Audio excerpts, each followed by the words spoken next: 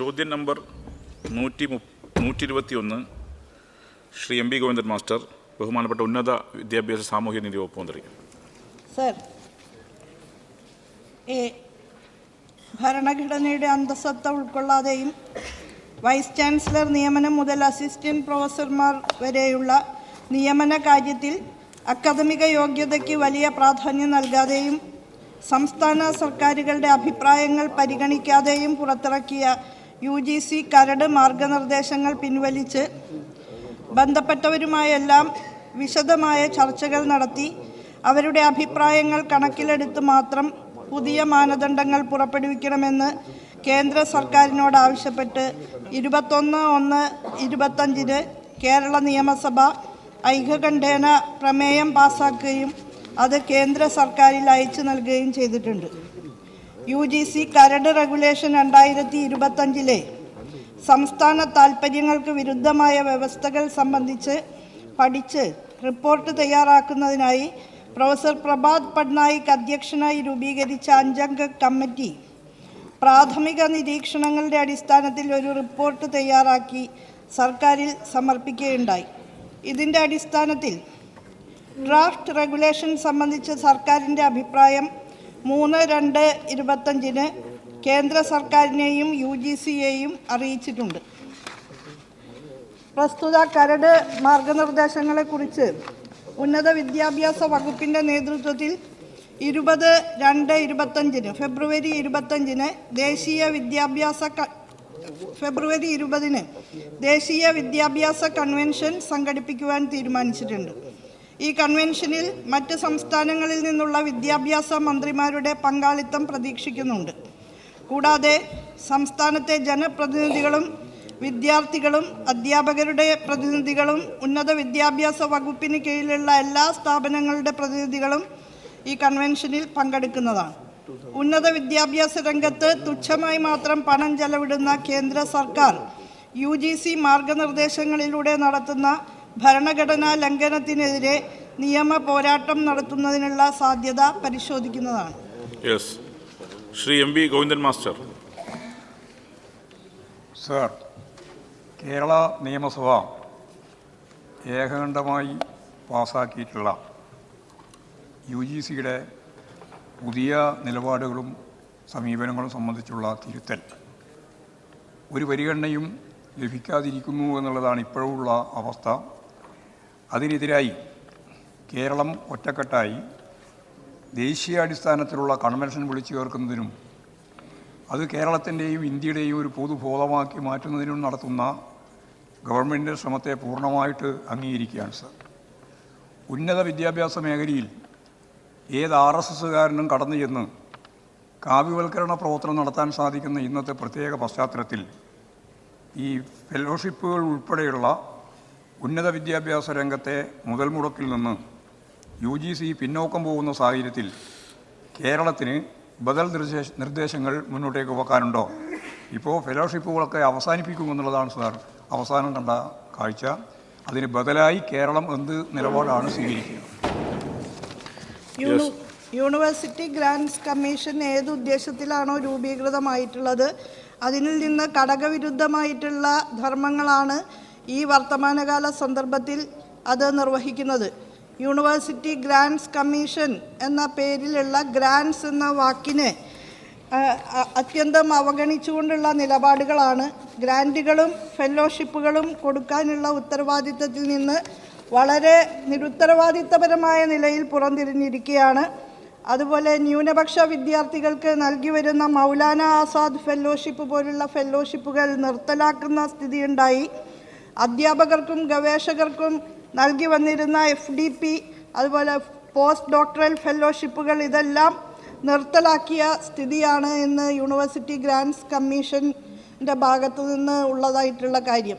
വളരെ സ്ട്രിക്റ്റ് ആയിട്ടുള്ള റെഗുലേഷൻസ് അടിച്ചേൽപ്പിച്ചു കൊണ്ടാണ് മുന്നോട്ട് പോകുന്നത്.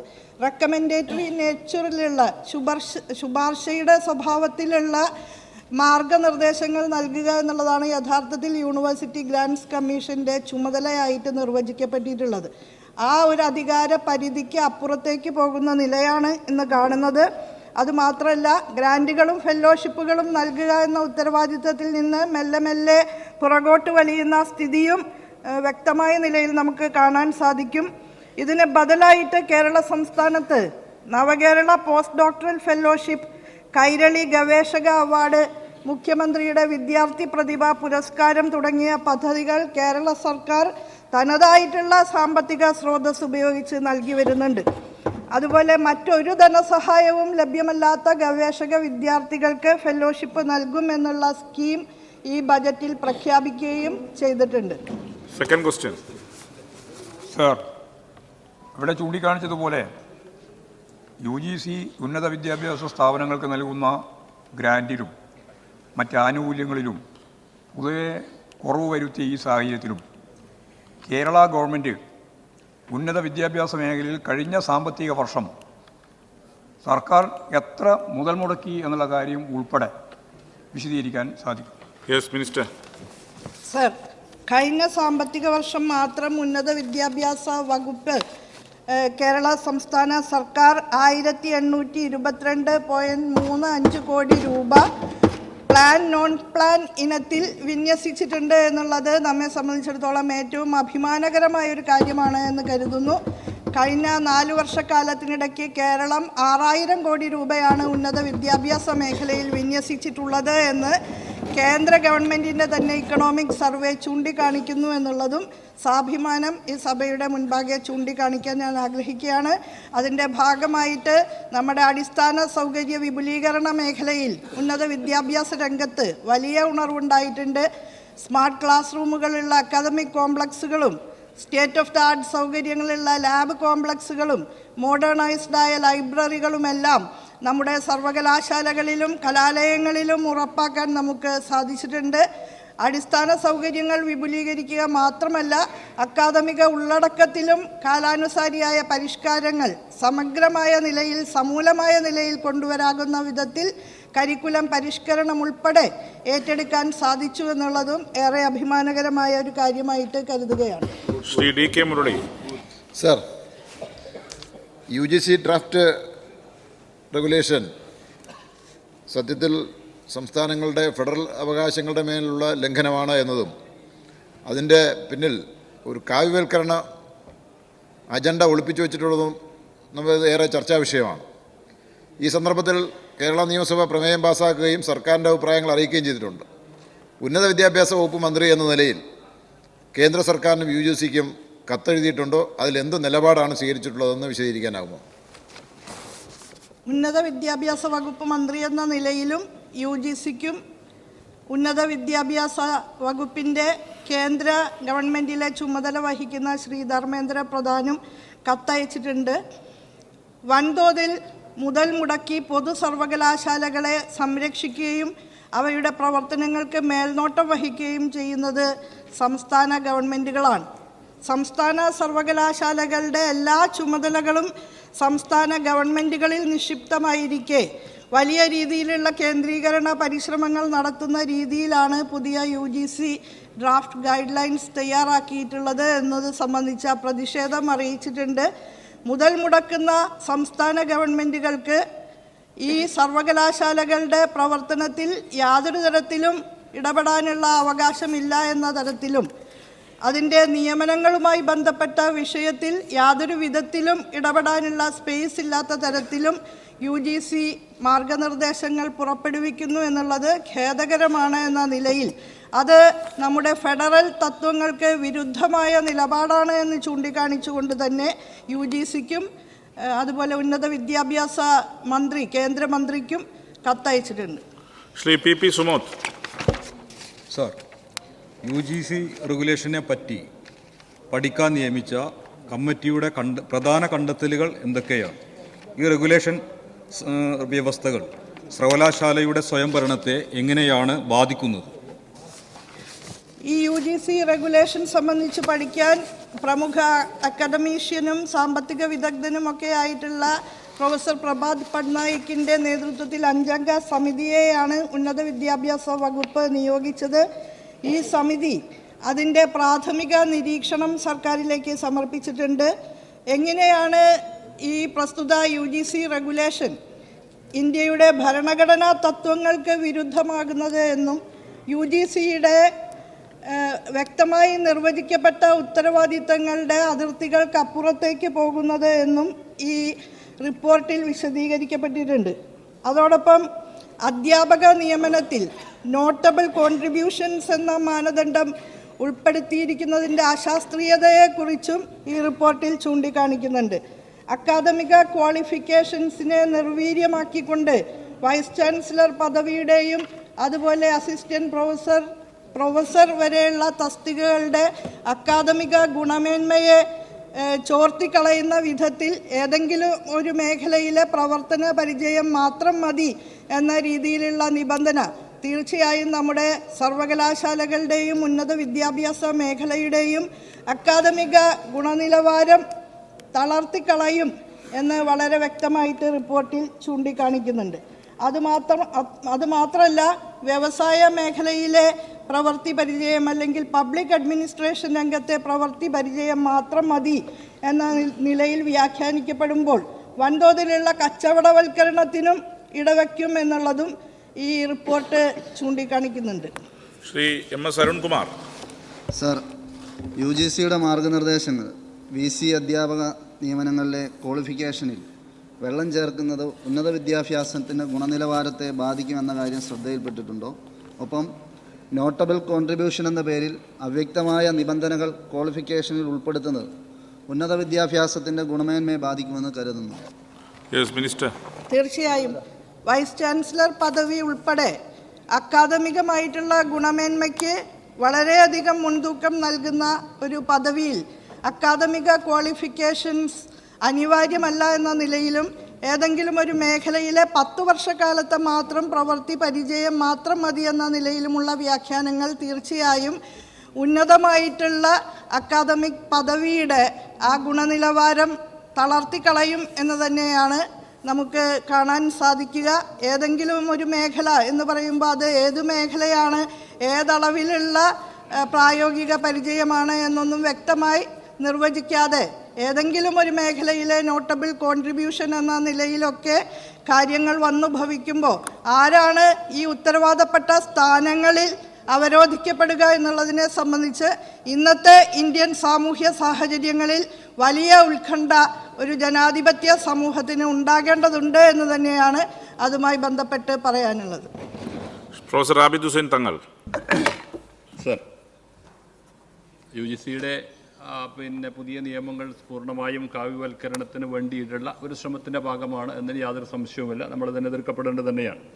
സർ, അതോടൊപ്പം ഇതിലെ ഈ പുതിയ ക്ലോസിനനുസരിച്ച് 4.2, 5.773 ക്ലോസുകളൊക്കെ ഈ ന്യൂനപക്ഷങ്ങളുടെ അവകാശങ്ങൾ ഇല്ലാതാക്കുന്ന തരത്തിലൂടെയുള്ള ഒരു നിലപാടാണ് സ്വീകരിച്ചിട്ടുള്ളത്.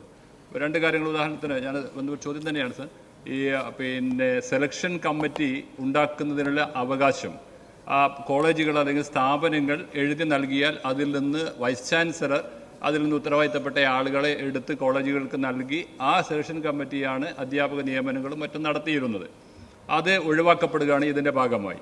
രണ്ടാമതൊന്ന്, ഇൻ്റർവ്യൂവിന് 70% മാർക്ക് ഈ PhD പബ്ലിക്കേഷൻ തുടങ്ങിയ കാര്യങ്ങൾ ഉൾപ്പെടുത്തിയിട്ടുള്ളായിരുന്നു ഇൻ്റർവ്യൂ നടത്തിയിരുന്നത്. അതിന് പകരം നേരെ ഡയറക്റ്റ് റിക്രൂട്ട്മെൻറ്റ് നടത്തുകയാണ്.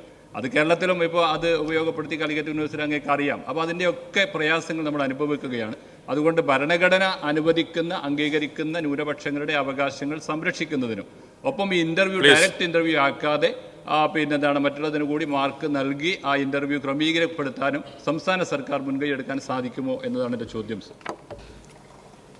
എല്ലാ മേഖലകളിലും അമിതാധികാര സ്വേച്ഛാധിപത്യ പ്രവണതകളും അമിതമായ കേന്ദ്രീകരണ പരിശ്രമങ്ങളുമാണ് ഇന്ന് കേന്ദ്ര ഭരണാധികാരികൾ പുലർത്തിപ്പോരുന്നത് എന്നുള്ളത് നമ്മൾ കണ്ടുവരികയാണ്. ആ പശ്ചാത്തലത്തിൽ കൂടിയാണ് നമ്മൾ ഈ പുതിയ ഡ്രാഫ്റ്റ് റെഗുലേഷനെ വീക്ഷിക്കേണ്ടത്. ബഹുമാനപ്പെട്ട മെമ്പർ ഇവിടെ ചൂണ്ടിക്കാണിച്ചതുപോലെ കാവ്യവൽക്കരണ പരിശ്രമങ്ങളുടെ ഏറ്റവും ഒടുവിലത്തെ അധ്യായമായി തന്നെയാണ് നമ്മളിതിനെ വായിക്കേണ്ടത്.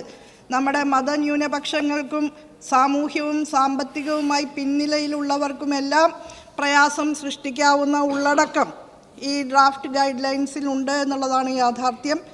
ഹിന്ദുത്വ അജണ്ട നടപ്പാക്കിക്കൊണ്ട് നമ്മുടെ ആശയ കേന്ദ്രങ്ങൾ രാജ്യത്തെ ദൈക്ഷണിക കേന്ദ്രങ്ങളായിട്ടുള്ള സർവകലാശാലകളെ ആകെ കൈപ്പിടിയിൽ ഒതുക്കുന്നതിനുള്ള ഗൂഢമായ നീക്കം ഇതിൻ്റെ പിന്നിലുണ്ട് എന്നുള്ളത് വളരെ സുവ്യക്തമായ കാര്യമാണ്.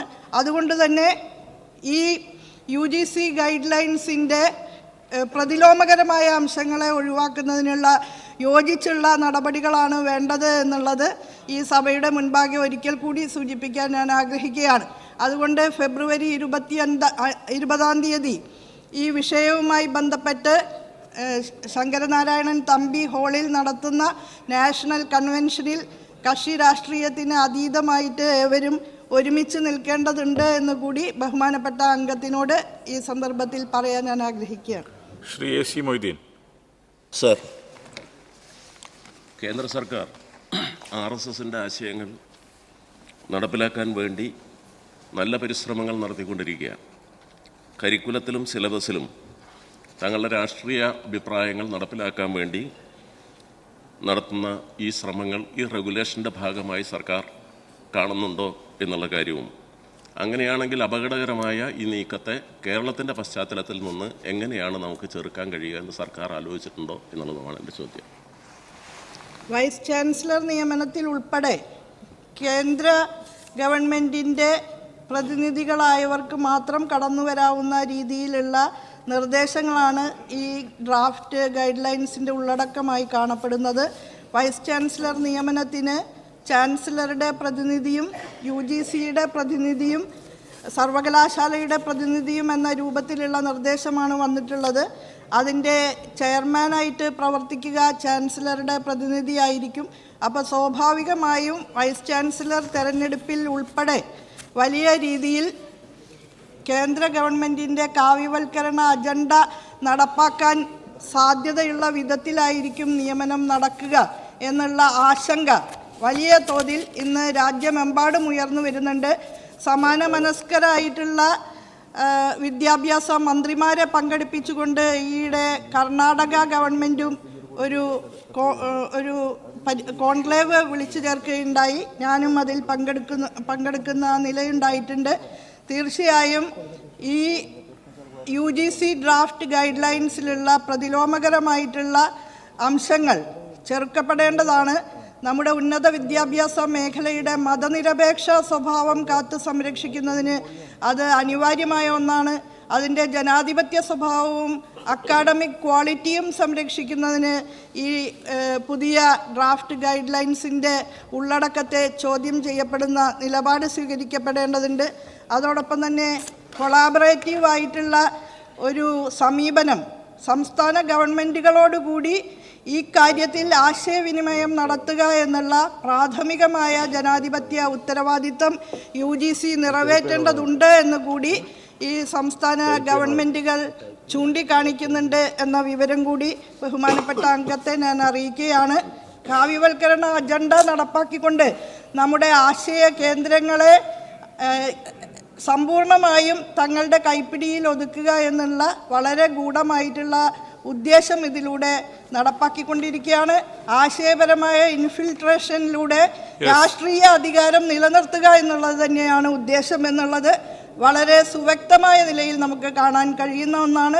തീർച്ചയായും അത് ചെറുക്കപ്പെടേണ്ടതാണ്. സർ, ഈ UGC റെഗുലേഷൻ പുറപ്പെടുവിക്കുന്നത് അധ്യാപകരുടെ യോഗ്യതകളെ നിയന്ത്രിക്കാനോ റെഗുലേറ്റ് ചെയ്യാനുള്ളതാണ് 26E എന്നുള്ള UGC വകുപ്പ്. ആ വകുപ്പിനെ അടിസ്ഥാനപ്പെടുത്തിക്കൊണ്ടാണ് റെഗുലേഷൻ വരുന്നത്. യഥാർത്ഥത്തിൽ വൈസ് ചാൻസലർ എന്നുള്ളത് ഒരു അധ്യാപകൻ അല്ലാത്തിടത്തോളം കാലം UGCക്ക് അത് സംബന്ധിച്ച് റെഗുലേഷൻ നടത്താനുള്ള അധികാരം പാർലമെൻറ്റ് നൽകിയിട്ടില്ല. അപ്പോൾ യഥാർത്ഥത്തിൽ ഈ വൈസ് ചാൻസലർമാരുടെ നിയമനത്തെ സംബന്ധിച്ചുള്ള UGC റെഗുലേഷൻ UGC നിയമത്തിന് അൾട്രാവയറാണ്. അതോടൊപ്പം തന്നെ ഭരണഘടനയുടെ entry 32 regulation of the university സ്റ്റേറ്റിൻ്റെതാണ്. യൂണിയൻ ലിസ്റ്റ് 44 റെഗുലേഷനിൽ പറയുന്നത് എക്സെപ്റ്റ് യൂണിവേഴ്സിറ്റീസ് എന്നാണ്. അത് പൂർണ്ണമായിട്ടും ഭരണഘടന മാത്രമല്ല UGC നിയമത്തിന് അൾട്രാവയറായിട്ടുള്ള ഒന്നാണ്. വൈസ് ചാൻസലർമാരുടെ നിയമനവും റെഗുലേഷനും പൂർണ്ണമായിട്ടും സംസ്ഥാനത്തിന് അധികാരപ്പെടുത്തിയിട്ടുള്ളതാണ്. അതുകൊണ്ട് റെഗുലേഷൻ തന്നെ നിയമവിരുദ്ധമാണ് എന്നാണ് സൂചിപ്പിക്കുന്നത്. ചോദ്യം നമ്പർ 122 ഡോക്ടർ മാത്യു കോയൽനാടൻ, ബഹുമാനപ്പെട്ട ഗതാഗത വകുപ്പ് മന്ത്രി. കേരളത്തിലെ അപകടങ്ങൾ കുറയ്ക്കുന്നതിനായി സ്വീകരിച്ചിട്ടുള്ള നടപടികൾ റോഡ് സേഫ്റ്റി അതോറിറ്റി വഴിയും MVD വഴിയും നടപ്പിലാക്കിയിട്ടുള്ള പദ്ധതികളാണ്. ദീർഘമായൊരു ഉത്തരമാണ്. സ്റ്റേബിൾ ചെയ്യാൻ ഡോക്ടർ ശ്രീ മാത്യു കോയൽനാടൻ. സർ, നമ്മളെ കേരളത്തിൽ ഏറ്റവും കൂടുതൽ ജീവൻ പൊലിയുന്നത് റോഡിലാണെന്ന് ഞാൻ വെറുതെ പറയാൻ വേണ്ടി ഞാൻ പറയാം. 2020 27,887 ആക്സിഡൻറ്റ്, 2,900 മരണം. 2021 33,296 ആക്സിഡൻറ്റ്, 3,429 മരണം. 2022 43,910 ആക്സിഡൻറ്റ്, 4,317 മരണം. 2023 48,091 ആക്സിഡൻറ്റ്, 4,080 മരണം. 2024 മുഴുവൻ കണക്ക് പൂർത്തിയായിട്ടില്ല. 48,836 ആക്സിഡൻറ്റ്, 3,714 മരണം. സർ, ഞാനിത് ഏറ്റവും ഗൗരവമുള്ളൊരു വിഷയമായിട്ടാണ്. കാരണം നമ്മുടെ ജനസംഖ്യ എന്ന് പറയുന്നത് 3% രാജ്യത്തെ. പക്ഷേ രാജ്യത്ത് നടക്കുന്ന അപകടങ്ങളുടെയും മരണങ്ങളുടെയും 10% കേരളത്തിലാണ്. റോഡ് സേഫ്റ്റി എന്ന് പറയുന്നതിന് നമ്മൾ ലീസ്റ്റ് പ്രയോറിറ്റിയാണ് സർ കൊടുക്കുന്നത്.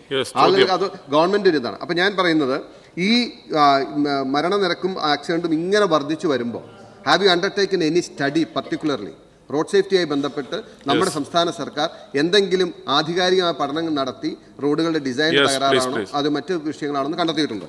മിനിസ്റ്റർ. അങ്ങ് പറഞ്ഞ ഡേറ്റയിൽ ശരിയാണ്. 2024 2022 മുതൽ കണക്കെടുത്ത് പരിശോധിച്ചാൽ മോട്ടോർ വെഹിക്കിൾ ഡിപ്പാർട്ട്മെൻറ്റെയും പോലീസിൻ്റെയും കഠിനമായ ശ്രമങ്ങളുടെ ഫലമായി 2022 മരണാനുപാതം കുറയ്ക്കാൻ കഴിഞ്ഞിട്ടുണ്ട്. അപകടങ്ങൾ കൂടിയിരിക്കുകയാണ്. അപകടങ്ങളുടെ നമ്പർ കൂടുന്നുണ്ടെങ്കിലും മരണാനുപാതം 4,317 മരണങ്ങളായിരുന്നു 2022 അത് 2023 8.5% കുറവ് വരുത്തി വന്നിരിക്കുന്നു. അത് 4,080 പിന്നെ ഇപ്പോൾ ഈ വർഷം 3,746 മരണം കുറഞ്ഞു വന്നൊരു ഭാഗ്യമുണ്ട്. പക്ഷേ ഈ പറഞ്ഞതുപോലെ അപകടങ്ങൾ വല്ലാതെ വർദ്ധിച്ചിട്ടുണ്ട്. കഴിഞ്ഞ വർഷത്തേക്കാൾ ഈ വർഷം അപകടം കൂടുതലാണ്. അതിൽ പ്രധാനമായി കണ്ടുവരുന്നത് ഈ വാഹനം ഓടിക്കുന്നവരുടെ ഒരു നിലവാരമില്ലാത്ത ഡ്രൈവിങ്ങും അശ്രദ്ധയും. മോട്ടോർ സൈക്കിളുകളാണ് കൂടുതൽ അപകടങ്ങൾ ഉണ്ടാക്കുന്നതും കൂടുതൽ മരണം സൃഷ്ടിക്കുന്നത്. അത് ഓടിക്കുന്നതിനുള്ള അശ്രദ്ധ നിറഞ്ഞ ഒരു നടപടി അതിനൊരു കാരണമാണ്. പഠനത്തെക്കുറിച്ച് അദ്ദേഹം ചോദിച്ചു. നാറ്റ്പാക്ക് പതിവായി പഠനങ്ങൾ നടത്തിയിട്ടുണ്ട് എല്ലാ വർഷവും കൃത്യമായി. കാരണം റോഡുകളിലെ ബ്ലാക്ക് സ്പോട്ടുകൾ കണ്ടെത്തുകയും നാഷണൽ ഹൈവേയുമായി ബന്ധപ്പെട്ട റോഡുകളെല്ലാം അവരെ ബ്ലാക്ക് സ്പോട്ടുകൾ ചൂണ്ടിക്കാണിച്ച് അവരെ അറിയിക്കുകയും നമ്മൾ ചെയ്തിട്ടുണ്ട്. അതുപോലെ സ്റ്റേറ്റ് ഹൈവേയിലാണെങ്കിൽ പോലും അപകടമുള്ള ബ്ലാക്ക് സ്പോട്ടുകൾ ചൂണ്ടിക്കാണിക്കുകയും അത് PWD ശ്രദ്ധയിൽ കൊണ്ടുവരികയും അതുകൂടാതെ റോഡ് സേഫ്റ്റി അതോറിറ്റി പല സ്ഥലങ്ങളിലും ഈ ബ്ലാക്ക് സ്പോട്ടുകൾ ക്ലിയർ ചെയ്യുന്നതിനുള്ള പണം അനുവദിച്ചു കൊടുത്തിട്ടും ഉണ്ട്. അപ്പോൾ ഈ പഠനം നാറ്റ്പാക്ക് നടത്തുന്നുണ്ട്. അല്ല ആധികാരികമായി നമ്മളൊരു ഈ ഒരു വിലയിരുത്തൽ കൃത്യമായ കണക്ക് പോലീസിൻ്റെയും മോട്ടോർ വെഹിക്കിൾ ഡിപ്പാർട്ട്മെൻറ്റിൻ്റെയും കണക്കാണ് ഈ പറയുന്ന. അങ്ങ് പറഞ്ഞത് ശരിയാണ്. ആ കണക്കുകളെല്ലാം കൃത്യമായി നമ്മൾ എടുക്കുന്നുണ്ട്. പക്ഷേ ഇത് കുറയുന്നതിനുള്ള പ്രശ്നം ഇപ്പോൾ നമ്മൾ ഒരു ഉദാഹരണത്തിന് നാഷണൽ ഹൈവേ തിരുവനന്തപുരത്ത് പുറപ്പെട്ടാൽ നാഷണൽ ഹൈവേയുടെ പണി നടക്കുകയാണ്. ഈ പണി നടക്കുന്നതുകൊണ്ട് ഏതാണ്ട് 70-80% വാഹനങ്ങളും MC റോഡിലേക്ക് ഷിഫ്റ്റ് ചെയ്യാണ്. അപ്പോൾ MC റോഡ് യാത്രയ്ക്ക് പോകാൻ കഴിയാത്ത തരത്തിലുള്ള ഞെരുങ്ങുകയാണ്, ശ്വാസം മുട്ടുകയാണ്. അപ്പോൾ എത്രയും വേഗം ഹൈവേ പൂർത്തിയായാൽ ഇത് ഒഴിവായിട്ട് ആ MC റോഡിൽ താങ്കൾക്കറിയാം ഏറ്റവും കൂടുതൽ അപകടത്തിനുള്ള സാധ്യത ഇപ്പോൾ MC റോഡിലാണ്. ഏറ്റവും കൂടുതൽ വാഹനം ഒരു റോഡിന് താങ്ങാൻ കഴിയുന്നതിനേക്കാൾ വലിയ വാഹനമാണ് അതിൽ കടന്നു പോകുന്നത്. അത്തരത്തിലുള്ള പ്രശ്നങ്ങൾ നമ്മൾക്കുണ്ട്. റോഡുകളുടെ വാഹനങ്ങളുടെ ബാഹുല്യം വർദ്ധിക്കുകയും റോഡുകളുടെ എണ്ണം വർദ്ധിക്കാതിരിക്കുകയും റോഡിൻ്റെ വലിപ്പം വർദ്ധിക്കാതിരിക്കുകയും ചെയ്യുന്ന ഒരു അപകടകരമായൊരു സാഹചര്യമുണ്ട്. Second question. സർ, ഞാൻ നമ്മുടെ വലിയ പ്രോജക്ട്സ് PWD വർക്ക് പ്രോജക്ട്സ് നോക്കിക്കഴിയുമ്പോൾ ഇപ്പോൾ എൻ്റെ നാട്ടിൽ തന്നെ റീബിൽഡ് കേരളയിൽ വലിയ 110 കോടി ഒരു പ്രോജക്റ്റ് പൂർത്തീകരിച്ചു. പക്ഷേ അവിടെ ഭയങ്കരമായിട്ട് അപകടം കൂടി.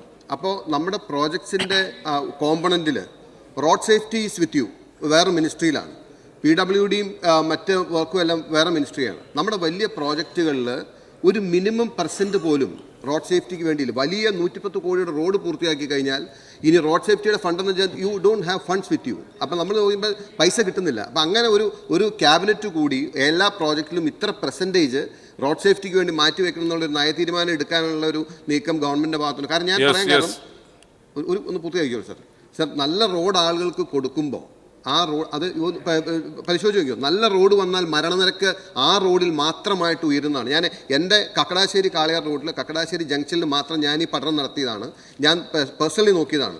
Number of accidents is highly increasing when roads are good. അപ്പോൾ ഇത് ഈ പ്രോജക്റ്റിൻ്റെ ഭാഗമായിട്ട് പക്ഷേ ഒരു പൈസ ഇല്ല. മിനിസ്റ്റർ റോഡ് സേഫ്റ്റി അതോറിറ്റി പൈസ കൊടുക്കുന്നതിന് ഒരു ലിമിറ്റുണ്ട്. കാരണം വെച്ചാൽ ഡിസൈൻ ചെയ്യുമ്പോൾ താങ്കൾ പറഞ്ഞത് ശരിയാണ്. ഡിസൈൻ ചെയ്യുമ്പോൾ ഇപ്പോൾ ഒരു വേൾഡ് ബാങ്ക് പ്രോജക്റ്റാണ് പുനലൂർ മൂവാറ്റുപുഴ റോഡിൽ പൊൻകുന്നം റോഡ്. ആ റോഡിൽ എൻ്റെ മണ്ഡലത്തിലൂടെയും കടന്നു പോകുന്നുണ്ട്, സുബാലിൻ്റെ മണ്ഡലത്തിലുണ്ട്. അപ്പോൾ അവിടെ അപകടങ്ങൾ കൂടിയിട്ടുണ്ട്, ശരിയാണ്. കാരണം റോഡ് നന്നാകുന്നതുകൂടി പ്രത്യേകിച്ച് മോട്ടോർ സൈക്കിളിലൊക്കെ പോകുന്നവർ അമിതമായ വേഗത എടുക്കുകയാണ്. ഉദാഹരണത്തിന് അടുത്ത സമയത്ത് കോന്നിയിൽ ഒരു മരണം നടന്നു. ഒരു കുടുംബം അങ്ങനെ 4 പേര് മരിച്ചു. കാരണം അവർ നല്ല സ്പീഡിൽ വരികയായിരുന്നു, ഉറങ്ങിപ്പോയി. അപ്പോൾ ഇത്തരത്തിലുള്ള ഒരു റോഡ് പ്ലാൻ ചെയ്യുമ്പോൾ നാഷണൽ ഹൈവേയിലാണെങ്കിലും വേൾഡ് ബാങ്ക് പോലുള്ള സംവിധാനങ്ങളിലും അതിന് ശരി തന്നെ റോഡ് സേഫ്റ്റിക്ക് ഫണ്ട് മാറ്റി വയ്ക്കേണ്ടതാണ്. അത് PWD മന്ത്രിയുടെ ശ്രദ്ധയിലേക്ക് കൊണ്ടുവരാം. അവരാണത് ചെയ്യേണ്ടത്. ഈ ചോദ്യം ശരിക്കും പറഞ്ഞാൽ നമ്മൾ പറ്റുന്ന സഹായങ്ങൾ, കാരണം ഒരു സ്ഥലത്തൊരു ബ്ലാക്ക് സ്പോട്ട് വന്നു പോയി, അത് റിലീസ് ചെയ്യാൻ വേണ്ടി പണം കൊടുക്കുക. പലപ്പോഴും റോഡ് സേഫ്റ്റി അതോറിറ്റി ഒരു ഇംപ്ലിമെൻറ്റിംഗ് ഏജൻസി അല്ല. പിന്നെ കോഴിക്കോടിനടുത്ത് കൊയിലാണ്ടിയിൽ ഒരു റോഡിൻ്റെ പരിഷ്കരണത്തിന് വേണ്ടി റോഡ് സേഫ്റ്റി അതോറിറ്റി ഒരു ശുപാർശ കൊടുത്തു. പക്ഷേ ദൗർഭാഗ്യവശാൽ അവിടുത്തെ എഞ്ചിനീയർമാർ ആ രീതിയിലല്ല ചെയ്തത്. പക്ഷേ ആ ബ്ലാക്ക് സ്പോട്ട് റെക്ടിഫൈ ചെയ്യപ്പെട്ടില്ല. പക്ഷേ പണം റോഡ് സേഫ്റ്റി അതോറിറ്റി ബഹുമാനപ്പെട്ട ഹൈക്കോടതി ഉത്തരവ് പ്രകാരം കൊടുക്കേണ്ടി വന്നു. അപ്പോൾ അതൊരു നമ്മുടെ എഞ്ചിനീയർമാർ പോലും ശാസ്ത്രീയമായി റോഡ് സേഫ്റ്റിയെ പറ്റി പഠിക്കേണ്ടിയിരിക്കുന്നു. അത് ശ്രദ്ധിക്കണം. ഒരു ഡിസൈൻ ഉണ്ടാക്കുമ്പോഴും ഇത് പ്ലാൻ ചെയ്യുന്നില്ല. കാരണം വലിയ റോഡ് വരുന്നു, ആളുകൾ സ്പീഡിൽ ഓടിക്കുന്നു, അപകടങ്ങൾ വർദ്ധിക്കുന്നു. അത് റോഡിൻ്റെ ഡിസൈനിൽ ചെയ്യേണ്ട കാര്യമാണ്. ശ്രീ വിഷ്ണുനാഥ്. സാർ, ദിവസവും റോഡിൽ പൊലിയുന്ന ആളുകളുടെ എണ്ണം വർദ്ധിച്ചു വരികയാണ്. പക്ഷേ 2016 മുതൽ നാറ്റ്പാക്ക് ഈ റോഡ് അപകട സാധ്യതയുള്ള പ്രദേശങ്ങളെ സംബന്ധിച്ചും ബ്ലാക്ക് സ്പോട്ടുകൾ ഐഡൻറ്റിഫൈ ചെയ്തുള്ള റിപ്പോർട്ടുകൾ സർക്കാരിന് കൊടുത്തുകൊണ്ടിരിക്കുകയാണ് 2016 മുതൽ. പക്ഷേ അതിനകത്തുള്ള ഇംപ്ലിമെൻറ്റേഷൻ്റെ കാര്യം ഇവിടെ മന്ത്രി പറയുകയുണ്ടായി. ഇപ്പോൾ road safety authority district road safety കൗൺസിലിന് ഈ ബ്ലാക്ക് സ്പോട്ടുകൾ ഐഡൻറ്റിഫൈ ചെയ്ത ബ്ലാക്ക് സ്പോട്ടുകളിൽ അപകടം ഒഴിവാക്കാൻ വേണ്ടിയിട്ട് കൊടുക്കുന്നത്, ഒരു ഡിസ്ട്രിക്ട് റോഡ് സേഫ്റ്റി കൗൺസിലിന് കൊടുക്കുന്നത് വെറും 10 ലക്ഷം രൂപയാണ് സാർ. ഈ 10 ലക്ഷം രൂപയിൽ എന്ത് ചെയ്യാൻ കഴിയും? അതിൽ തന്നെ അതിൻ്റെ 5 ലക്ഷം രൂപ കൊടുത്തിട്ടുള്ളൂ ഒന്നാം ഗഡു എന്ന നിലയിൽ. സാർ, അതുകൊണ്ട് ഈ കാര്യം വളരെ ഗൗരവമായിട്ട് മനുഷ്യൻ്റെ ജീവനെ സംബന്ധിച്ചൊരു പ്രശ്നം എന്ന നിലയിൽ ഗൗരവമായി കണ്ടുകൊണ്ട് road safety authority district road safety കൗൺസിലിന് കൊടുക്കുന്ന തുക വർദ്ധിപ്പിക്കാനുള്ള നടപടി സ്വീകരിക്കുമോ? എൻ്റെ മണ്ഡലത്തിലെ കുണ്ടറ നിയോജക മണ്ഡലത്തിലെ നാന്തിരിക്കൽ പള്ളി കഴിഞ്ഞിട്ടുള്ള തൊണ്ടിറക്കമുക്ക്, പെരുമ്പുഴ കഴിഞ്ഞ് ഹരിശ്രീ ഹോട്ടലിന് സമീപം, പേരയം കോളേജിന് സമീപം കുറിച്ചിയിൽ മുക്ക് വളവ്, ആറുമുറിക്കട വളവ്, കൊല്ലം തേനി ഹൈവേയിൽ പേരയം വരമ്പിൽ ഭാഗം, ഇവിടെ ദിവസവും വാഹനാപകടങ്ങളും മരണങ്ങളും ഉണ്ടാവുകയാണ്. ഈ അവിടെ പിന്നെ റോഡുകളുടെ വളവ്, സുരക്ഷാ സംവിധാനങ്ങൾ ഇവ ക്രമീകരിക്കാനുള്ള പ്രത്യേകമായ നടപടികൾ കൂടി സ്വീകരിക്കുന്നു. എല്ലാ സ്പോട്ടുകളും ഈ ജില്ലാ കളക്ടർമാർക്ക് കൊടുക്കുന്ന 10 ലക്ഷം രൂപ എന്ന് പറയുന്നത് ലഘുവായ നിലയിലുള്ള പ്രശ്നങ്ങൾ പരിഹരിക്കണം, ബ്ലാക്ക് സ്പോട്ട് ക്ലിയർ ചെയ്യാനല്ല. അവിടെ നിന്ന് ശുപാർശ ചെയ്യുന്നതനുസരിച്ച്. പക്ഷെ ഒരു പർട്ടിക്കുലർ പ്രോജക്റ്റ് ഇന്ന രീതിയിൽ ചെയ്താൽ പരിഹരിക്കാൻ കഴിയുമെന്ന ഒരു റിപ്പോർട്ട് കിട്ടിക്കഴിഞ്ഞാൽ അതനുസരിച്ചാണ് പണം കൊടുക്കുന്നത്. അത്തരത്തിൽ ലഭിച്ച ഒരു കഥയാണ് ഞാൻ പറഞ്ഞത്, കൊയിലാണ്ടിയിലെ സംഭവം. അപ്പോൾ വളരെ ശാസ്ത്രീയമായ പഠനം നടത്തി ഇന്ന രീതിയിൽ ചെയ്യണം എന്ന് പറഞ്ഞ് തന്നാൽ റോഡ് സേഫ്റ്റി അതോറിറ്റി പണം അനുവദിക്കും. പക്ഷേ നാഷണൽ ഹൈവേയിൽ ഇത്തരം പ്രശ്നങ്ങൾ ഉണ്ടാകുമ്പോൾ അത് പരിഹരിക്കാറുണ്ട്. നമ്മളെ പിന്നെ ഈ അടുത്ത കാലത്ത് ദേശീയപാത 966 പനയമ്പാടത്ത് ഒരു അപകടം സംഭവിച്ചു. 4 കുഞ്ഞുങ്ങളാണ് അതിൽ അപകടത്തിൽ മരണപ്പെട്ടത്. അന്ന് കേരളം മുഴുവൻ ഉണർന്നു പ്രവർത്തിച്ചു. ഞങ്ങളുടെ വൈദ്യുതി മന്ത്രി തൊട്ടടുത്ത ദിവസം തന്നെ പാലക്കാട് കളക്ട്രേറ്റിൽ യോഗം ചേരുകയും പോലീസിൻ്റെയും ദേശീയപാത വിഭാഗം എല്ലാം യോഗം ചേർന്നിരുന്നു. 14/12/2024 അപകടം നടന്ന 13-ലായിരുന്നു. അപ്പോൾ ഒരു പരിശോധന, അതിൻ്റെ അടിസ്ഥാനത്തിൽ 17-ാം തീയതി ഗതാഗത വകുപ്പ് മന്ത്രി എന്ന നിലയിൽ ഞാൻ നാഷണൽ ഹൈവേ അതോറിറ്റിക്കാരുമായി തിരുവനന്തപുരത്ത് യോഗം ചേർന്നു. ആ യോഗത്തിൽ അപ്പോൾ തന്നെ ആ സ്പോട്ടിൽ വെച്ച് തന്നെ 1 കോടി എന്തൊക്കെയാണ് അവിടെ റെക്ടിഫൈ ചെയ്യേണ്ടതെന്നൊരു പഠനം അതിനു മുമ്പ് മോട്ടോർ വെഹിക്കിൾ ഡിപ്പാർട്ട്മെൻറ്റും പോലീസും കൂടി നൽകിയിരുന്നു പാലക്കാട് നിന്ന്. അത് നടപ്പിലാക്കുന്നതിന് വേണ്ടി 1,35 ലക്ഷം രൂപ അനുവദിക്കണമെന്ന് അപ്പോൾ തന്നെ 1,30,00,000 എന്നാണ് പറഞ്ഞത്, 30 ലക്ഷം രൂപ അനുവദിക്കണമെന്ന് നാഷണൽ ഹൈവേ അതോറിറ്റിയുടെ ഡയറക്ടർ മിസ്റ്റർ മീണ അദ്ദേഹത്തോട് സംസാരിച്ചു. അവിടെ വെച്ച് തന്നെ ഉറപ്പിക്കുകയും 1,35 ലക്ഷം രൂപ അവിടുത്തെ ആ പ്രശ്നം, ആ ജംഗ്ഷനിലെ പ്രശ്നം പരിഹരിക്കുന്നതിന് വേണ്ടി അപ്പോൾ തന്നെ നാഷണൽ ഹൈവേ എന്ന് അനുവദിച്ചു തന്നു. അതിൻ്റെ എല്ലാം ക്ലിയറൻസുമായിട്ടുണ്ട്, പണം വന്നു. ഇനി അത് PWD വകുപ്പാണ്, അത് PWD എഞ്ചിനീയർമാരാണ് അത് ചെയ്യേണ്ടത്. ഊരാലുങ്കൽ സൊസൈറ്റിയാണ് റോഡ് ചെയ്തത്. അവരെ കൊണ്ട് തന്നെ ചെയ്യിക്കാനും അവിടെ തീരുമാനമെടുത്തു. അടിയന്തരമായി എനിക്കൊരു കിട്ടിയ അറിവനുസരിച്ച് ഈ മാസം അല്ലെങ്കിൽ ഈ മാസം അടുത്ത മാസം പകുതിയോടുകൂടി വർക്കുകൾ പൂർത്തിയാക്കും എന്നാണ് അവർ നമുക്ക് തന്നിരിക്കുന്ന ഉറപ്പ്. ഇതുപോലെ ഹൈവേയുമായി ബന്ധപ്പെട്ട എന്തെങ്കിലും വിഷയമുണ്ടെങ്കിൽ ബഹുമാനപ്പെട്ട അംഗം ശ്രീ വിഷ്ണുനാഥ് എഴുതി തന്നു കഴിഞ്ഞാൽ ഞാൻ ഹൈവേയുടെ ശ്രദ്ധയിൽ കൊണ്ടുവരാം, അത് നമുക്ക് പരിഹരിക്കാം. പ്രാദേശിക റോഡുകളിൽ ഉള്ള പ്രശ്നങ്ങൾക്ക് കളക്ടർ വഴി ഒരു പ്രൊജക്റ്റായിട്ട് ശുപാർശകളുണ്ട്. നമ്മുടെ സ്റ്റേറ്റ് ഹൈവേ ഒക്കെ ആണെങ്കിൽ കളക്ടർ വഴി ജില്ലാ അതോറിറ്റി വഴി ഒരു ശുപാർശ വന്നു കഴിഞ്ഞാൽ തീർച്ചയായിട്ടും അത് പരിഹരിക്കാനുള്ള നടപടി ശരി. ശ്രീ IC ബാലകൃഷ്ണൻ. സർ, ഈ സംസ്ഥാനത്ത് റോഡുകളിലുണ്ടാകുന്ന അപകടങ്ങളിൽ കാൽനട യാത്രക്കാർക്കും അപകടങ്ങൾ ഉണ്ടാകാറുണ്ട് സർ. അവർക്കുള്ള സുരക്ഷാ സംവിധാനങ്ങൾ ആലോചിച്ചിട്ടുണ്ടോ? കൂടാതെ നമ്മുടെ നാഷണൽ ഹൈവേ 766 ഏതാണ്ട് കൈനാട്ടി മുതൽ കൽപ്പറ്റ കൈനാട്ടി മുതൽ കാക്കവയൽ വരെയുള്ള ഏരിയയിൽ അവിടെ നിരന്തര അപകടങ്ങളുണ്ട്. എല്ലാ മേഖലകളിലില്ല, ചില മേഖലകളിലാണ് അപകടങ്ങൾ ഉണ്ടാകുന്നത്. അത്തരം അപകടങ്ങൾ ഉണ്ടാകുന്ന മേഖലകളിൽ സുരക്ഷാ സംവിധാനങ്ങൾ ഏർപ്പെടുത്തുന്നതിന് വേണ്ടി റോഡ് സേഫ്റ്റി അതോറിറ്റിയുമായി ബന്ധപ്പെട്ട് എന്തൊക്കെ കാര്യങ്ങളാണ് ചെയ്യാൻ ഉദ്ദേശിക്കുന്നത്? Yes minister. കാൽനട യാത്രക്കാരുടെ കാര്യം അദ്ദേഹം പറഞ്ഞ വളരെ ശരിയാണ്. പ്രധാനമായി ഇന്നത്തെ അപകടത്തിൻ്റെ ഒരു കാര്യം, ഈ കാൽനട യാത്രക്കാരിൽ പലരും റോഡിൽ കൂടെ നടക്കുന്ന മൊബൈൽ ചെവി വെച്ചുകൊണ്ടാണ്. ഈ മൊബൈലിൻ്റെ ശ്രദ്ധ പോകുന്ന സമയത്ത് വരുന്ന വണ്ടി അറിയുന്നില്ല, ഒന്നും അറിയുന്നില്ല. വണ്ടി വന്ന് തട്ടിക്കഴിഞ്ഞാൽ ഇരുവശവും നോക്കി റോഡ് ക്രോസ് ചെയ്യുന്നത് എങ്ങനെയാണെന്നുള്ള പാഠം അറിയില്ല. ഇരുവശവും നോക്കാറില്ല, മൊബൈൽ ഫോണിൽ സംസാരിച്ചുകൊണ്ട് ക്രോസ് ചെയ്യും. വേണമെങ്കിൽ വണ്ടി നിർത്തും എന്നുള്ളതാണ്. പക്ഷേ നമ്മുടെ നാട്ടിൽ ഡ്രൈവിംഗ് പഠിച്ചിരിക്കുന്നവർക്ക് എന്തിനാണ് സീബ്ര ലൈൻ വരച്ചേക്കുന്നത് അറിയില്ല. നിലവിൽ ഇപ്പോൾ പുതുതായിട്ട് പഠിച്ചുകൊണ്ടിരിക്കുകയാണ്. സീബ്ര ലൈൻ എന്തിനാണ് വരച്ചേക്കുന്നതെന്ന് ഡ്രൈവിംഗ് പഠിപ്പിക്കുന്ന ഇൻസ്ട്രക്ടർക്ക് പോലും അറിയില്ല. അപ്പോൾ അതുകൊണ്ട് ഈ റോഡ് സുരക്ഷയെ സംബന്ധിച്ച് എൻ്റെ ഒരു പേഴ്സണൽ അഭിപ്രായം പറയുകയാണ്, ഇത് നമ്മൾ ചെയ്യേണ്ട കാര്യമല്ല, പോലീസ് വകുപ്പ് ചെയ്യേണ്ട, ബഹുമാനപ്പെട്ട മുഖ്യമന്ത്രി ഇടപെട്ടാൽ നടക്കും. കാരണം വെച്ചാൽ കാൽനട യാത്രക്കാരനും ഇപ്പോൾ ഫൈനൊന്നുമില്ല, വട്ടം ചാടിയാലും ഫൈനൊന്നുമില്ല, മൊബൈലിൽ സംസാരിച്ച് റോഡിൽ കൂടെ ഫൈനില്ല. അപ്പോൾ പോലീസ് നിയമത്തിൽ വരുത്തേണ്ട ഒരു ഭേദമാണ്. പോലീസ് ഭേദഗതി വരുത്തിക്കൊണ്ട് കാൽനട യാത്രക്കാരനും ഇപ്പോൾ വാഹനം ഓടിക്കുന്നവർക്കേ ഫൈനുള്ളൂ. തോന്നിയ പോലെ റോഡ് ക്രോസ് ചെയ്യുന്നവർക്ക്, മൊബൈൽ സംസാരിച്ച് വട്ടം ചാടുന്നവർക്കൊന്നും ഒരു ഫൈനുമില്ല. അതിന് ഫൈൻ ഏർപ്പെടുത്തണമെന്നാണ് വ്യക്തിപരമായി എനിക്ക് തോന്നിയിട്ടുള്ളൊരു കാര്യം. കുറേയെങ്കിലും അപകടം കുറഞ്ഞു കിട്ടും. കാരണം വന്ന് കയറുകയാണ്, വണ്ടിക്കാരെ മാത്രം നമ്മൾ കുറ്റം പറയാൻ പറ്റത്തില്ല. അപ്പോൾ ആ കാര്യങ്ങളിൽ കാൽനട യാത്രക്കാരും വളരെ ശ്രദ്ധിക്കണം. അതിനുവേണ്ടി ചില പദ്ധതികൾ നമ്മൾ തയ്യാറാക്കുന്നുണ്ട്. അതുപോലെ താങ്കൾ പറഞ്ഞ സ്ഥലത്തിൻ്റെ കാര്യം ശ്രദ്ധയിൽപ്പെടുത്തിയിട്ടുണ്ട്. പരിശോധിച്ചതിന് ശേഷം അതിന് മറുപടി പറയാം. അത് ബ്ലാക്ക് സ്പോട്ടായിട്ട് നാറ്റ്പാക്ക് പഠിച്ചിട്ടുണ്ടോ എന്ന് പരിശോധിച്ചതിന് ശേഷം എന്താണ് അതിൻ്റെ മാർഗം പെട്ടെന്ന് പറയാൻ പറ്റില്ല. ശ്രീമതി കെ രമ. സർ, നമ്മുടെ സംസ്ഥാനത്ത് സ്വകാര്യ വാഹനങ്ങൾ ഉൾപ്പെടെ പലതരം വാഹനങ്ങളും തീപിടിച്ച് അപകടത്തിൽപ്പെടുന്ന സാഹചര്യങ്ങൾ ഉണ്ടാകുന്നുണ്ട്. അത് പതിവായി ഉണ്ടാവുകയാണ്. അപ്പോൾ ഇത്തരം സംഭവങ്ങൾ ഉണ്ടാകുമ്പോൾ നിരവധി നിരീക്ഷണങ്ങളും ഊഹാപോഹങ്ങളും ഒക്കെ പ്രചരിപ്പിക്കപ്പെടുകയാണ്. അപ്പോൾ ഇത് സംബന്ധിച്ച് ശാസ്ത്രീയമായ പഠനങ്ങളും ആധികാരികമായ എന്തെങ്കിലും കണ്ടെത്തലുകളും ഉണ്ടായിട്ടുണ്ടോ? അത് തടയാൻ വേണ്ടി, ഇത്തരം സംഭവങ്ങൾ തടയാൻ വേണ്ടി എന്തൊക്കെ നടപടികളാണ് സർക്കാർ സ്വീകരിക്കുന്നത്? Yes minister. ശരി, ടെക്നിക്കൽ ഡിഫക്റ്റ് കൊണ്ടാണ് പലപ്പോഴും തീ വരുന്നത്. അപ്പോൾ ആ തീ വരുമ്പോൾ അതെങ്ങനെ ഹാൻഡിൽ ചെയ്യണം എന്നുള്ള കാര്യം ഈ ബേസിക്കായിട്ട് നമ്മൾ ഡ്രൈവിംഗ് പഠിപ്പിക്കുമ്പോൾ ഇതുവരെയുള്ള ഇപ്പം മാറ്റം വരെയാണ്. നമ്മളെന്താണ് വണ്ടിയുടെ മെക്കാനിസം, അതിൻ്റെ ക്ലച്ചിൻ്റെ മെക്കാനിസം എന്താണ്, ഗിയറിൻ്റെ മെക്കാനിസം എന്താണ്, അതിൻ്റെ ഇലക്ട്രിക്കൽ സർക്യൂട്ട് എങ്ങനെയാണ്, ഇതൊന്നും ഡ്രൈവിംഗ് പഠിപ്പിക്കുന്ന ആളെ പഠിപ്പിക്കാറില്ല. അപ്പോൾ വണ്ടി നമ്മൾ ഓടിച്ചു പോകുക എന്നുള്ളതല്ലാതെ സാങ്കേതികമായി നമുക്കിതിനെപ്പറ്റി ഒന്നും അറിയത്തില്ല. അപ്പോൾ സാങ്കേതികമായൊരു പ്രശ്നം ശ്രദ്ധയിൽപ്പെട്ടാൽ അത് പരിഹരിക്കാൻ വണ്ടി ഉടമ തന്നെ ശ്രമിക്കണം. പലപ്പോഴും ഇത് വരുന്നത് ഈ തീ പിടിക്കുന്നതെല്ലാം ഫ്രിക്ഷനാണ്, വണ്ടിയിലുണ്ടാകുന്ന ചില ഫ്രിക്ഷൻസാണ്. അത് മനസ്സിലാക്കാനോ അത് റെക്ടിഫൈ ചെയ്യാനോ ഉടമ തയ്യാറാകുന്നില്ല, ഡ്രൈവറും തയ്യാറാകുന്നില്ല, അറിയുന്നില്ല. ഇതൊന്നും നമ്മൾ അറിയുന്നില്ല. പുക വരുമ്പോഴാണ് നമ്മൾ അറിയുന്നത്. എന്നാൽ പുക വരുമ്പോൾ പുറത്തേക്ക് ചാടി ഇറങ്ങാനല്ല, നമുക്ക് വേറെ ഒന്നും ചെയ്യാൻ അറിയില്ല. അപ്പോൾ അതുകൊണ്ട് അത്തരം കാര്യങ്ങൾ കൂടി ഡ്രൈവിംഗ് പരിശീലനത്തിൻ്റെ ഭാഗമാക്കി മാറ്റും. ഇപ്പോൾ KSRTC ഡ്രൈവിംഗ് സ്കൂളുകളിലെല്ലാം ഇത്തരം പരിശീലനങ്ങളുണ്ട്. വാഹനത്തിൻ്റെ മെക്കാനിസം കൂടി പഠിപ്പിക്കുകയാണ്. നിർബന്ധമായും എല്ലാ ഡ്രൈവിംഗ് ടെസ്റ്റിൻ്റെ ഭാഗമായി അത് പഠിപ്പിക്കുമ്പോൾ ഇത്തരത്തിലുള്ള പ്രശ്നങ്ങളെ നമുക്ക് നേരിടാൻ കഴിയുമെന്നാണ് പ്രതീക്ഷിക്കുന്നത്. ശ്രീ PS സുപാൽ. സർ, അങ്ങേക്കും അറിയാം, കൊല്ലം ചെങ്കോട്ട ദേശീയപാത ഒരു മരണക്കെണിയായി മാറിക്കൊണ്ടിരിക്കുകയാണ് സാർ. ഏതാണ്ട് 7 വർഷത്തിനിടയിൽ 1000-ഓളം അപകടമാണ് ഉണ്ടായിട്ടുള്ളത്. 120-ലധികം മരണമാണ് ഉണ്ടായിട്ടുള്ളത്. സാർ, ഒരുപാട് ബ്ലാക്ക് സ്പോട്ടായി പ്രഖ്യാപിക്കേണ്ട ഏരിയയുണ്ട് സാർ. നമ്മുടെ ഒരു നിലവാരമില്ലാത്ത റോഡായി നിലനിൽക്കുകയാണ്. അപകടങ്ങൾ ഇനിയും ഉണ്ടായി. ഇപ്പോൾ ഈ നമ്മുടെ ശബരിമല സീസണിൽ തന്നെ 2 അയ്യപ്പ ഭക്തന്മാർ മരിക്കുകയുണ്ടായി സാർ. അത് പരിഹരിക്കാൻ അങ്ങ് മുൻകൈ എടുത്തൊരു യോഗം വിളിച്ചു ചേർക്കുമ്പോൾ അവിടെ അപകടങ്ങൾ ഒഴിവാക്കാൻ വേണ്ടി പുനലൂർ ബൈപ്പാസ് എന്നുള്ളൊരു പ്രപ്പോസൽ നമ്മൾ മുന്നോട്ട് വെച്ചിട്ടുണ്ട്. ഇത് യാഥാർത്ഥ്യമാക്കാൻ, അപകടം ഒഴിവാക്കാൻ ഒരു ആവശ്യമായിട്ടുള്ള മുൻകരുതൽ എന്നുള്ള തരത്തിൽ ഇക്കാര്യത്തിലൊരു മീറ്റിംഗ് വിളിച്ചു ചേർത്ത് ആവശ്യമായിട്ടുള്ള തീരുമാനം എടുക്കാൻ അങ്ങ് മുൻകൈ എടുക്കും. ബഹുമാനപ്പെട്ട അംഗം പറഞ്ഞ വളരെ ശരിയാണ്. കാരണം ഇതൊരു പഴയ റോഡാണ്.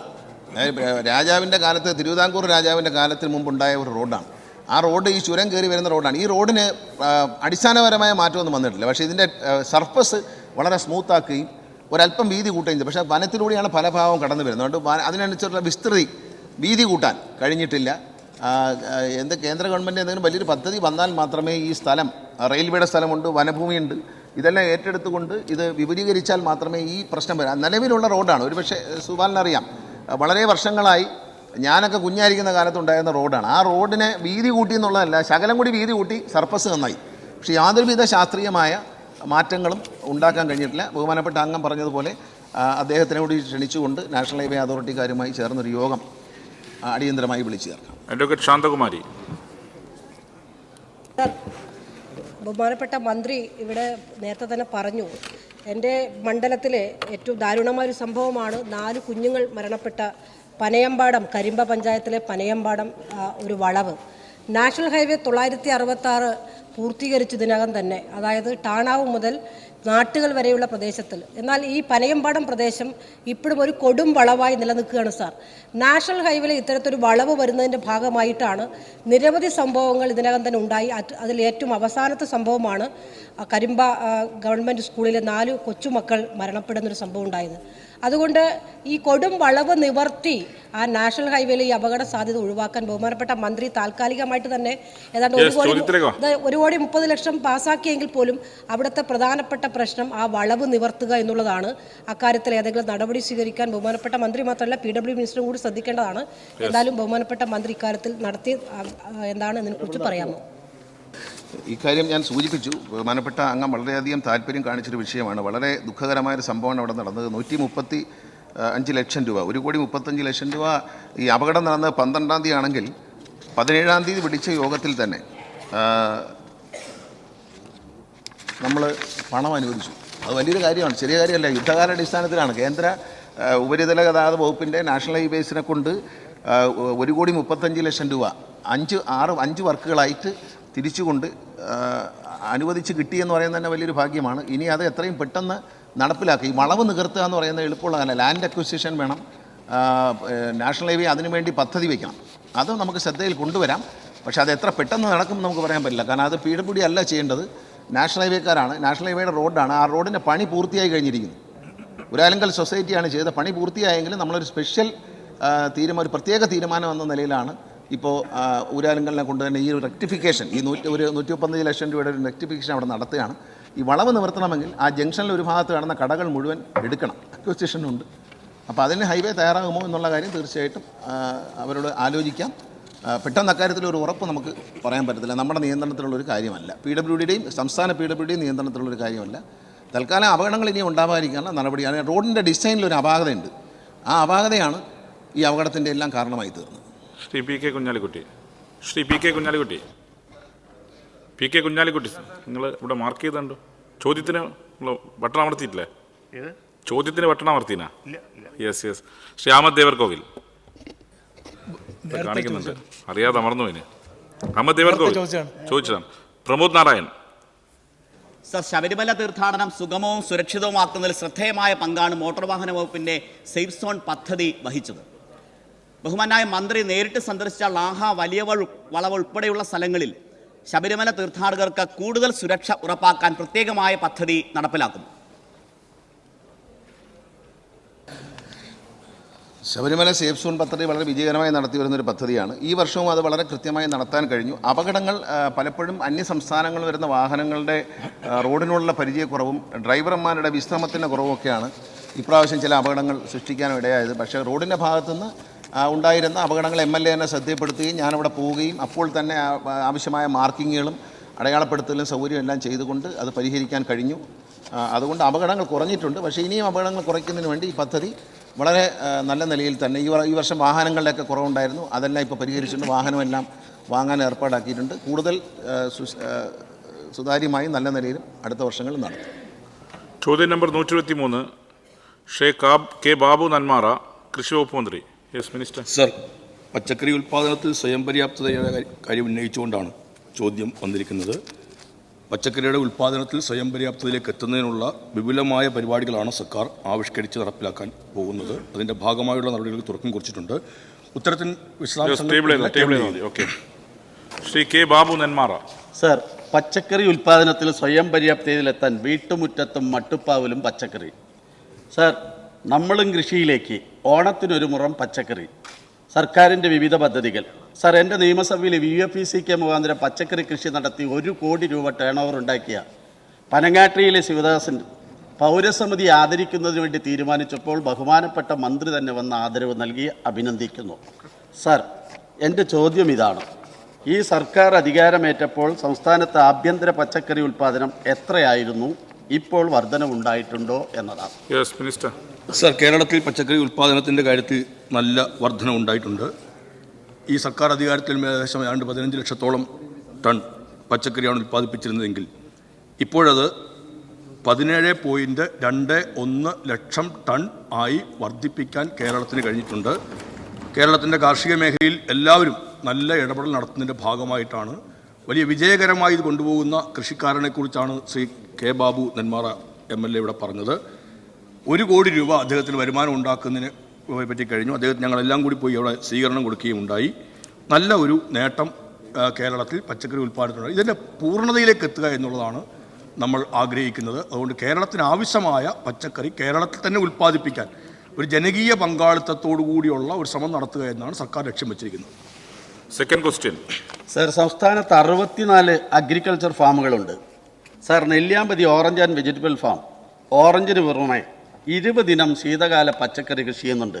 നാട്ടുപഴങ്ങളും കാട്ടുപഴങ്ങളും വിദേശി ഉൾപ്പെടെ 50 ഫലവൃക്ഷ തൈകളുണ്ട്. സർ, ഓർക്കിഡ് ഉൾപ്പെടെ 100 കണക്കിന് വിഭാഗത്തിൽപ്പെട്ട പൂച്ചെടികളുണ്ട്. സർ, 67 മൂല്യവർദ്ധിത ഉൽപ്പന്നങ്ങൾ, ഓറഞ്ച്, ഗ്രാഫ്റ്റ്, ഫാഷൻ ഫ്രൂട്ട്സ്, അപൂർവ ഇന മാവുകൾ ഉൾപ്പെടെ 3 ലക്ഷത്തോളം തൈകളും ഉൽപ്പാദിപ്പിക്കുന്നുണ്ട്. സർ, 5 ഏക്കറിൽ ഫാം ടൂറിസം പരിപോഷിപ്പിക്കപ്പെടുന്നുണ്ട്. സർ, കഴിഞ്ഞ 6-ാം തീയതി മുതൽ 10 വരെ അവിടെ അഗ്രി ഫെസ്റ്റ് നാച്ചുറ എന്ന നിലയിൽ ഞങ്ങൾ അഗ്രി ഫെസ്റ്റ് സംഘടിപ്പിച്ചു. അത് ഉദ്ഘാടനം ചെയ്തതും ബഹുമാനപ്പെട്ട മന്ത്രി തന്നെയാണ്. സർ, 40,000-ലധികം വരുന്ന ടൂറിസ്റ്റുകളാണ് അവിടേക്ക് വന്നത്. ഒറ്റ അഭ്യർത്ഥനയുള്ളൂ, അവിടെ നിന്നും വാങ്ങിക്കുന്ന ടിക്കറ്റിൻ്റെ ഒരു വിഹിതം ഇത്തരത്തിൽ അഗ്രി ഫാം ഫെസ്റ്റ് സംഘടിപ്പിക്കുന്നതിന് അനുവദിക്കണമെന്നും എന്നതാണ്. സാർ, എൻ്റെ ചോദ്യം ഇതാണ്. ഉയർന്ന ഉൽപാദനക്ഷമതയുള്ള ഹൈബ്രിഡ് പച്ചക്കറി ഇനങ്ങൾ കർഷകർക്ക് ലഭ്യമാക്കുന്നതിന് സർക്കാർ എന്തൊക്കെ നടപടികൾ സ്വീകരിച്ചിട്ടുണ്ട്? അതിനോടൊപ്പം ഒറ്റ അഭ്യർത്ഥനയുണ്ട്, എല്ലാ നിയമസഭാ സാമാജികന്മാരെയും പാവങ്ങളുടെ ഊട്ടി എന്ന് വിശേഷിപ്പിക്കപ്പെടുന്ന നെല്ലിയാമ്പതിയിലേക്ക് സ്വാഗതം ചെയ്യുക. സർ, അദ്ദേഹം പറഞ്ഞത് ഏറ്റവും പ്രസക്തമായ 3 കാര്യങ്ങളാണ്. നെല്ലിയാമ്പതി പാവങ്ങളുടെ ഊട്ടി എന്നറിയപ്പെടുന്ന ഏറ്റവും മനോഹരമായ ഒരു സ്ഥലമാണ്. നെല്ലിയാമ്പതിയുടെ പ്രകൃതി ഭംഗി ആസ്വദിക്കാൻ, നെല്ലിയാമ്പതിയിലെ ഫാം സന്ദർശിക്കാൻ നമ്മളെല്ലാവരും സമയം ഒന്ന് കണ്ടെത്തുന്നത് നല്ലതായിരിക്കും. അത് ഏറ്റവും നല്ലൊരു അനുഭവമായിരിക്കും. 2, ഫാം ടൂറിസത്തിന് ഗവൺമെൻറ് നല്ല പ്രാധാന്യം കൊടുക്കുന്നുണ്ട്. ഫാം ടൂറിസത്തിൻ്റെ ഭാഗമായിട്ട് വിവിധങ്ങളായ ഫാമുകളിൽ, ഇവിടെ നേരത്തെ പറഞ്ഞ 64 ഫാമുകളാണ് ഗവൺമെൻറ്റിൻ്റെ മുൻകൈയിലുള്ളത്. തദ്ദേശ സ്വയംഭരണ സ്ഥാപനം, പ്രത്യേകിച്ച് ജില്ലാ പഞ്ചായത്തിൻ്റെ കൂടി നിയന്ത്രണത്തിലാണ് ചില ഫാമുകൾ. ഈ ഫാമുകളിലെല്ലാം 64 ഫാമുകളിലും ഫാം ഫെസ്റ്റുകൾ സംഘടിപ്പിക്കാനാണ് ഗവൺമെൻറ് കൃഷി വകുപ്പ് ആലോചിച്ചിരിക്കുന്നത്. നല്ല വരുമാനം ഇതുമായി ബന്ധപ്പെട്ടുണ്ടായിട്ടുണ്ട്. തീർച്ചയായിട്ടും ആ ഫാം ഫെസ്റ്റ് സംഘടിപ്പിക്കുന്നതിന് ആവശ്യമായ ഒരു സഹായം അവിടെ ലഭ്യമാകുന്ന വരുമാനത്തിൽ നിന്നുകൂടി കണ്ടെത്തിക്കൊണ്ട് നൽകുന്ന കാര്യം കൂടി ഗവൺമെൻറ് അനുഭാവപൂർവ്വമായി പരിഗണിക്കുന്നതായിരിക്കും. അദ്ദേഹം പറഞ്ഞ മറ്റൊരു സുപ്രധാനമായ കാര്യം ഈ ഹൈബ്രിഡ് ഇനങ്ങളെക്കുറിച്ചാണ്. നെല്ലിയാമ്പതിയുടെ സവിശേഷമായ പ്രത്യേകത ഞാൻ കൂടുതൽ പറയുന്നില്ല. നിരവധിയായ ഉൽപ്പന്നങ്ങൾ അവിടെ ഉണ്ടാക്കുന്നുണ്ട്. കേരളത്തിലെ ഫാമുകളിൽ നിന്ന് തന്നെ 195 ഉൽപ്പന്നങ്ങളാണ് കേരള ഗ്രോ എന്ന ബ്രാൻഡ് നെയിമിൽ, നമ്മൾ ഇൻ്റലക്ച്വൽ പ്രോപ്പർട്ടീസ് റൈറ്റ് ആക്ട് അനുസരിച്ച് രജിസ്റ്റർ ചെയ്ത ട്രേഡ് നെയിമാണ് കേരള ഗ്രോ എന്നുള്ളത്. 195 ഉൽപ്പന്നങ്ങൾ നമ്മുടെ ഫാമുകളിൽ നിന്ന് ഉൽപ്പാദിപ്പിക്കുന്നുണ്ട്. നമ്മുടെ കർഷകർ ഉൽപ്പാദിപ്പിക്കുന്ന 746 ഉൽപ്പന്നങ്ങൾക്ക് നമ്മൾ കേരള ഗ്രോ എന്നുള്ള ബ്രാൻഡ് നെയിം കൊടുത്തിട്ടുണ്ട്. ഇതിന് മാത്രമായി പ്രത്യേക ഷോപ്പുകൾ നമ്മൾ ആരംഭിച്ചിട്ടുണ്ട്. ഇതിനെല്ലാം ചെയ്യുന്ന ഇടത്ത് നമുക്ക് കൃഷിക്കാർ ഉൾപ്പെടെ എല്ലാം നമ്മളോട് പറഞ്ഞിരുന്നൊരു കാര്യം, ഞങ്ങൾ ഹൈബ്രിഡ് ആയിട്ടുള്ള വിത്തിനങ്ങളും തൈകളും വേണമെന്നുള്ളതാണ്. നമ്മൾ പരമ്പരാഗത ഇനങ്ങൾ മാത്രമാണ് കൃഷി വകുപ്പിൻ്റെ മുൻകൈയിൽ കൊടുത്തുകൊണ്ടിരുന്നത്. വ്യാവസായിക അല്ലെങ്കിൽ വാണിജ്യ അടിസ്ഥാനത്തിൽ കൃഷി ചെയ്യുന്ന കർഷകർ ആവശ്യപ്പെട്ടിരുന്ന ഏറ്റവും പ്രധാനപ്പെട്ടൊരു കാര്യം ഹൈബ്രിഡ് വിത്തുകൾ ലഭ്യമാക്കണം എന്നുള്ളതായിരുന്നു. ഈ സർക്കാർ അധികാരത്തിൽ വന്നതിന് ശേഷം ഇതാദ്യമായി ഹൈബ്രിഡ് വിത്തുകൾ കർഷകർക്ക് ലഭ്യമാക്കിയിട്ടുണ്ട്. ഹൈബ്രിഡ് വിത്തുകൾ ഇവിടെ തന്നെ അതിൻ്റെ എണ്ണം വർദ്ധിപ്പിക്കുന്നതിന് വേണ്ടിയിട്ട് VFPCക്ക് ചുമതലപ്പെടുത്തി. ആലത്തൂരിലാണ് നമ്മൾ അതിനുവേണ്ടി പ്രത്യേകമായി കർഷകരെ ട്രെയിൻ ചെയ്ത് പരിശീലിപ്പിച്ചിട്ട് 5 ഏക്കറിൽ ആ വിത്തുകളും തൈകളും ഉൽപ്പാദിപ്പിക്കാനുള്ള സംവിധാനം ഒരുക്കി. ഇതാദ്യമായിട്ടാണ് കേരളത്തിൽ അങ്ങനെ നമ്മൾ ചെയ്യുന്നത്. കാർഷിക സർവകലാശാലയിൽ നിന്നും Indian institute of horticultural research IIHRഉം വികസിപ്പിച്ചെടുത്ത അവർ കണ്ടെത്തിയ ഏറ്റവും പുതിയ ഇനങ്ങളാണ് നമ്മൾ വാങ്ങി അതിൻ്റെ മാതൃ ഇത് സംഭവം കൂടെ കൊണ്ടുവന്നിട്ട് അതിൻ്റെ കൂടുതൽ എണ്ണം ഉണ്ടാക്കുന്ന തരത്തിലേക്ക് നീങ്ങുന്നത്. കൃഷിക്കാർക്ക് കൂടുതലായി ഹൈബ്രിഡ് വിത്തുകളും തൈകളും കൊടുക്കുന്ന പരിപാടി ആരംഭിച്ചിട്ടുണ്ട്. അത് വ്യാപിപ്പിക്കുന്നതായിരിക്കും. അതോടൊപ്പം തന്നെ നാടൻ ഇനങ്ങളെയും സംരക്ഷിച്ചുകൊണ്ട് വാണിജ്യാടിസ്ഥാനത്തിൽ കൃഷി ചെയ്യുന്ന കർഷകരെ സഹായിക്കാൻ വേണ്ടി അവരുടെ ആവശ്യം അനുസരിച്ച് ചെയ്യുന്നതാണ്. കൃഷി ദർശൻ പോലുള്ള പരിപാടികൾക്കകത്ത് കർഷകരും കർഷകരുടെ സംഘടനകളും ഉന്നയിച്ച ഏറ്റവും സുപ്രധാനമായ കാര്യം എന്ന തരത്തിലാണ് അതിന് നമ്മൾ കണക്കിലെടുത്ത്. തീർച്ചയായിട്ടും ഈ 2 കാര്യത്തിലും ഗവൺമെൻറ് നല്ലവണ്ണം ഇടപെടുന്നതായിരിക്കും. കർഷകരെ സഹായിക്കാൻ വേണ്ടിയുള്ള ഇടപെടൽ നടത്തുന്നതായിരിക്കും. ശ്രീ MM മണി. സാർ, വിഷരഹിത പച്ചക്കറികൾ ജനങ്ങളിലേക്ക് എത്തിക്കുവാനും പച്ചക്കറിയുടെ ഉപഭോഗം വർദ്ധിപ്പിക്കാനും എന്തെല്ലാം നടപടികളാണ് സ്വീകരിച്ചതെന്ന് വിശദീകരിക്കാമോ? യെസ്. സുപ്രധാനമായ കാര്യം തന്നെയാണ് പറഞ്ഞത്. ഈ വിഷരഹിതമായി പച്ചക്കറികളുടെ കാര്യത്തെക്കുറിച്ച് നമുക്ക് വേണ്ടി ഇവിടെയുള്ളൊരു വലിയൊരു മാർക്കറ്റിനെ കണക്കാക്കി പുറം നാടുകളിൽ നിന്ന് എങ്ങനെയെങ്കിലുമൊക്കെ ഉൽപ്പാദിപ്പിച്ച് കൊണ്ടുവരുന്നു എന്നുള്ളൊരു ശീലമായി മാറിയിരിക്കുകയാണ്. കേരളത്തിന് പുറത്ത് കൃഷി ചെയ്യുന്ന ആളുകളിലേക്ക് നമ്മൾ പറഞ്ഞു വിഷരഹിതമായി പച്ചക്കറികൾ ഇവിടേക്ക് എത്തിക്കാനുള്ള സംവിധാനം ഒരുക്കണം എന്നൊക്കെ പറയുകയുണ്ടായെങ്കിലും നമ്മൾ പരിശോധിക്കുമ്പോൾ മിക്കവാറും പല റിപ്പോർട്ടുകൾക്കകത്തും കാണുന്നത്, പ്രത്യേകിച്ചും കാർഷിക സർവകലാശാലയുടെ ലാബുകളിൽ ഇത് പരിശോധിക്കുന്നുണ്ട്. ആ പരിശോധിക്കുമ്പോൾ കാണുന്നതെല്ലാം അനുവദനീയമായതിനേക്കാൾ കൂടുതൽ അളവിൽ കീടനാശിനികളും മറ്റും അടങ്ങിയിരിക്കുന്നു എന്നുള്ളതാണ്. അനുവദനീയമായതിനേക്കാൾ കൂടുതൽ എന്ന് പറഞ്ഞാൽ അത് ആരോഗ്യത്തിന് ഹാനികരം എന്ന് തന്നെയാണ്. അപ്പോൾ കേരളത്തിൽ അത്തരമൊരു പ്രശ്നത്തെ അഡ്രസ്സ് ചെയ്യുന്നതിന് വേണ്ടിയിട്ടാണ് തദ്ദേശീയമായി തന്നെ നമുക്ക് ആവശ്യമായ പച്ചക്കറികളും പഴങ്ങളുമെല്ലാം ഇവിടെ ഉൽപ്പാദിപ്പിക്കണം എന്ന് നിശ്ചയിച്ചിരിക്കുന്നത്. വിഷരഹിതമായ ഉൽപ്പാദനം പച്ചക്കറി ഉൽപ്പാദിപ്പിക്കുക എന്നുള്ളതിന് അടിസ്ഥാനത്തിൽ തന്നെയാണ് പോഷക സമൃദ്ധി മിഷനും ജൈവ കാർഷിക മിഷനും തുടക്കം കുറിച്ചിരിക്കുന്നത്. അതിൻ്റെ അടിസ്ഥാനത്തിൽ കൂടുതൽ ഇടങ്ങളിലേക്ക് കൃഷി വ്യാപിപ്പിച്ചിട്ടുണ്ട്. അത്തരത്തിൽ ഉൽപ്പാദിപ്പിക്കുന്ന ജൈവ സർട്ടിഫിക്കേഷൻ അത് വേറെ സ്വകാര്യ ഏജൻസികളും മറ്റുമായിരുന്നു ഇതുവരെ ഉണ്ടായിരുന്നത്. കൃഷി വകുപ്പിൻ്റെ നിയന്ത്രണത്തിലുള്ള സമയറ്റിയെ അതിനുവേണ്ടി ചുമതലപ്പെടുത്തുകയും ആ സർട്ടിഫിക്കേഷൻ നൽകുന്നതിലേക്ക് എത്തുകയും ചെയ്തു. അതിന് കൂടുതൽ മാർക്കറ്റുകൾ ഉണ്ടാക്കുന്നതിന് വേണ്ടിയിട്ട് അതിനുള്ള സംവിധാനവും ഒരുക്കിയിട്ടുണ്ട്. ഇതിനെല്ലാ തരത്തിലുള്ള പിന്തുണയും പ്രോത്സാഹനവും സർക്കാരിൻ്റെ ഭാഗത്തു നിന്നുണ്ടാവുക തന്നെ ചെയ്യും. ശ്രീമതി OS അംബിക. സാർ, എൻ്റെ ചോദ്യം പച്ചക്കറിയിൽ സ്വയം പര്യാപ്തത കൈവരിക്കുന്നതിന് ലക്ഷ്യമിട്ടുകൊണ്ട് സമ്പൂർണ്ണ പച്ചക്കറി യജ്ഞം സംസ്ഥാനത്ത് ആരംഭിക്കുമെന്ന് അറിയിച്ചു. ഇത് എപ്രകാരമാണ് നടത്തുവാൻ ഉദ്ദേശിക്കുന്നത്? മിനിസ്റ്റർ. സർ, കേരളത്തിലൊരു വലിയ ജനകീയ പരിപാടിയായിട്ട് സമഗ്ര പച്ചക്കറി ഉൽപ്പാദന യജ്ഞം സംഘടിപ്പിക്കണം എന്നാണ് ഗവൺമെൻറ് ആലോചിച്ചിരിക്കുന്നത്. നമുക്ക് ആവശ്യമായ പച്ചക്കറികൾ ഉൽപ്പാദിപ്പിക്കുക എന്നുള്ളതാണ് ഏറ്റവും പ്രധാനപ്പെട്ട കാര്യം. നമുക്ക് നല്ലൊരു വർധനവ് പച്ചക്കറിയുടെ ഉൽപ്പാദനത്തിൽ ഉണ്ടായിട്ടുണ്ട്. കണക്കൊക്കെ അവതരിപ്പിക്കുന്നതനുസരിച്ചാണെങ്കിൽ ICMRൻ്റെ കണക്കാണ് നമ്മൾ എത്രമാത്രം പച്ചക്കറികൾ കഴിക്കണം എന്ന് കണക്ക് കൂട്ടി പറയുന്നതല്ല. മുൻകാലങ്ങളിലെ കണക്കുകളിൽ നിന്ന് ICMR ഇടയ്ക്കിടയ്ക്കെല്ലാം മാറ്റം വരുത്താറുണ്ട്.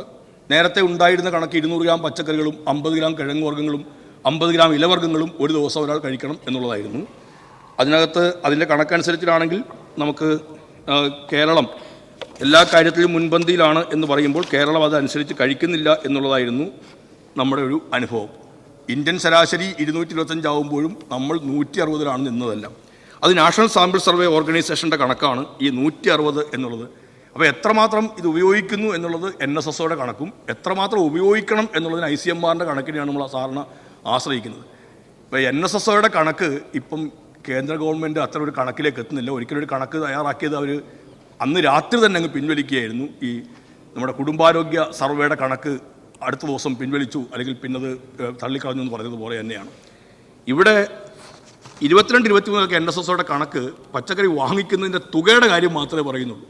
നമ്മൾ പക്ഷേ ഇപ്പോൾ കേരളത്തിന് ആവശ്യമായ പച്ചക്കറിയുടെ കണക്കെടുത്തിട്ട് ആ കണക്കിൻ്റെ അടിസ്ഥാനത്തിൽ ഈ കണക്കിലെല്ലാം ചേർത്ത് വെച്ചുകൊണ്ട് ഒരാൾ എത്ര കഴിക്കണം എന്ന കണക്ക് കൂട്ടിക്കൊണ്ട് മലയാളിയുടെ ആരോഗ്യത്തെ സംരക്ഷിക്കുക എന്ന ഏറ്റവും പ്രധാനമായ ഒരു ലക്ഷ്യത്തോടു കൂടി നമുക്കാവശ്യമായ പച്ചക്കറികൾ ഇവിടെ തന്നെ ഉൽപ്പാദിപ്പിക്കാൻ വേണ്ടി കൃഷി വകുപ്പിൻ്റെ പദ്ധതികളെ സംയോജിപ്പിച്ചുകൊണ്ടും മറ്റു വകുപ്പുകളുമായി സഹകരിച്ചുകൊണ്ടും ഒരു സമഗ്ര പച്ചക്കറി ഉൽപ്പാദന യജ്ഞത്തിന് തുടക്കം കുറിക്കാനും 2028 കൂടി അത് ലക്ഷ്യത്തിലേക്ക് എത്തണമെന്നുമാണ് ആലോചിച്ചുള്ളത്. ബഹുമാനായ മുഖ്യമന്ത്രി തന്നെ വിവിധ വകുപ്പുകൾ ഇതുമായി ബന്ധപ്പെട്ട് നിൽക്കുന്നു എന്നുള്ളതുകൊണ്ട് അദ്ദേഹത്തിൻ്റെ അധ്യക്ഷതയിൽ തന്നെ പ്രാഥമികമായ യോഗം ചേർന്ന് കഴിഞ്ഞു.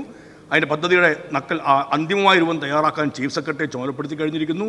ഗ്രാമപഞ്ചായത്തുകൾ അടക്കമുള്ള സംവിധാനങ്ങളുമായി ചേർന്ന് ആലോചനകൾ നടത്തി ഈ കാര്യങ്ങൾ നടപ്പിലേക്ക് എത്തുന്നതാണ്.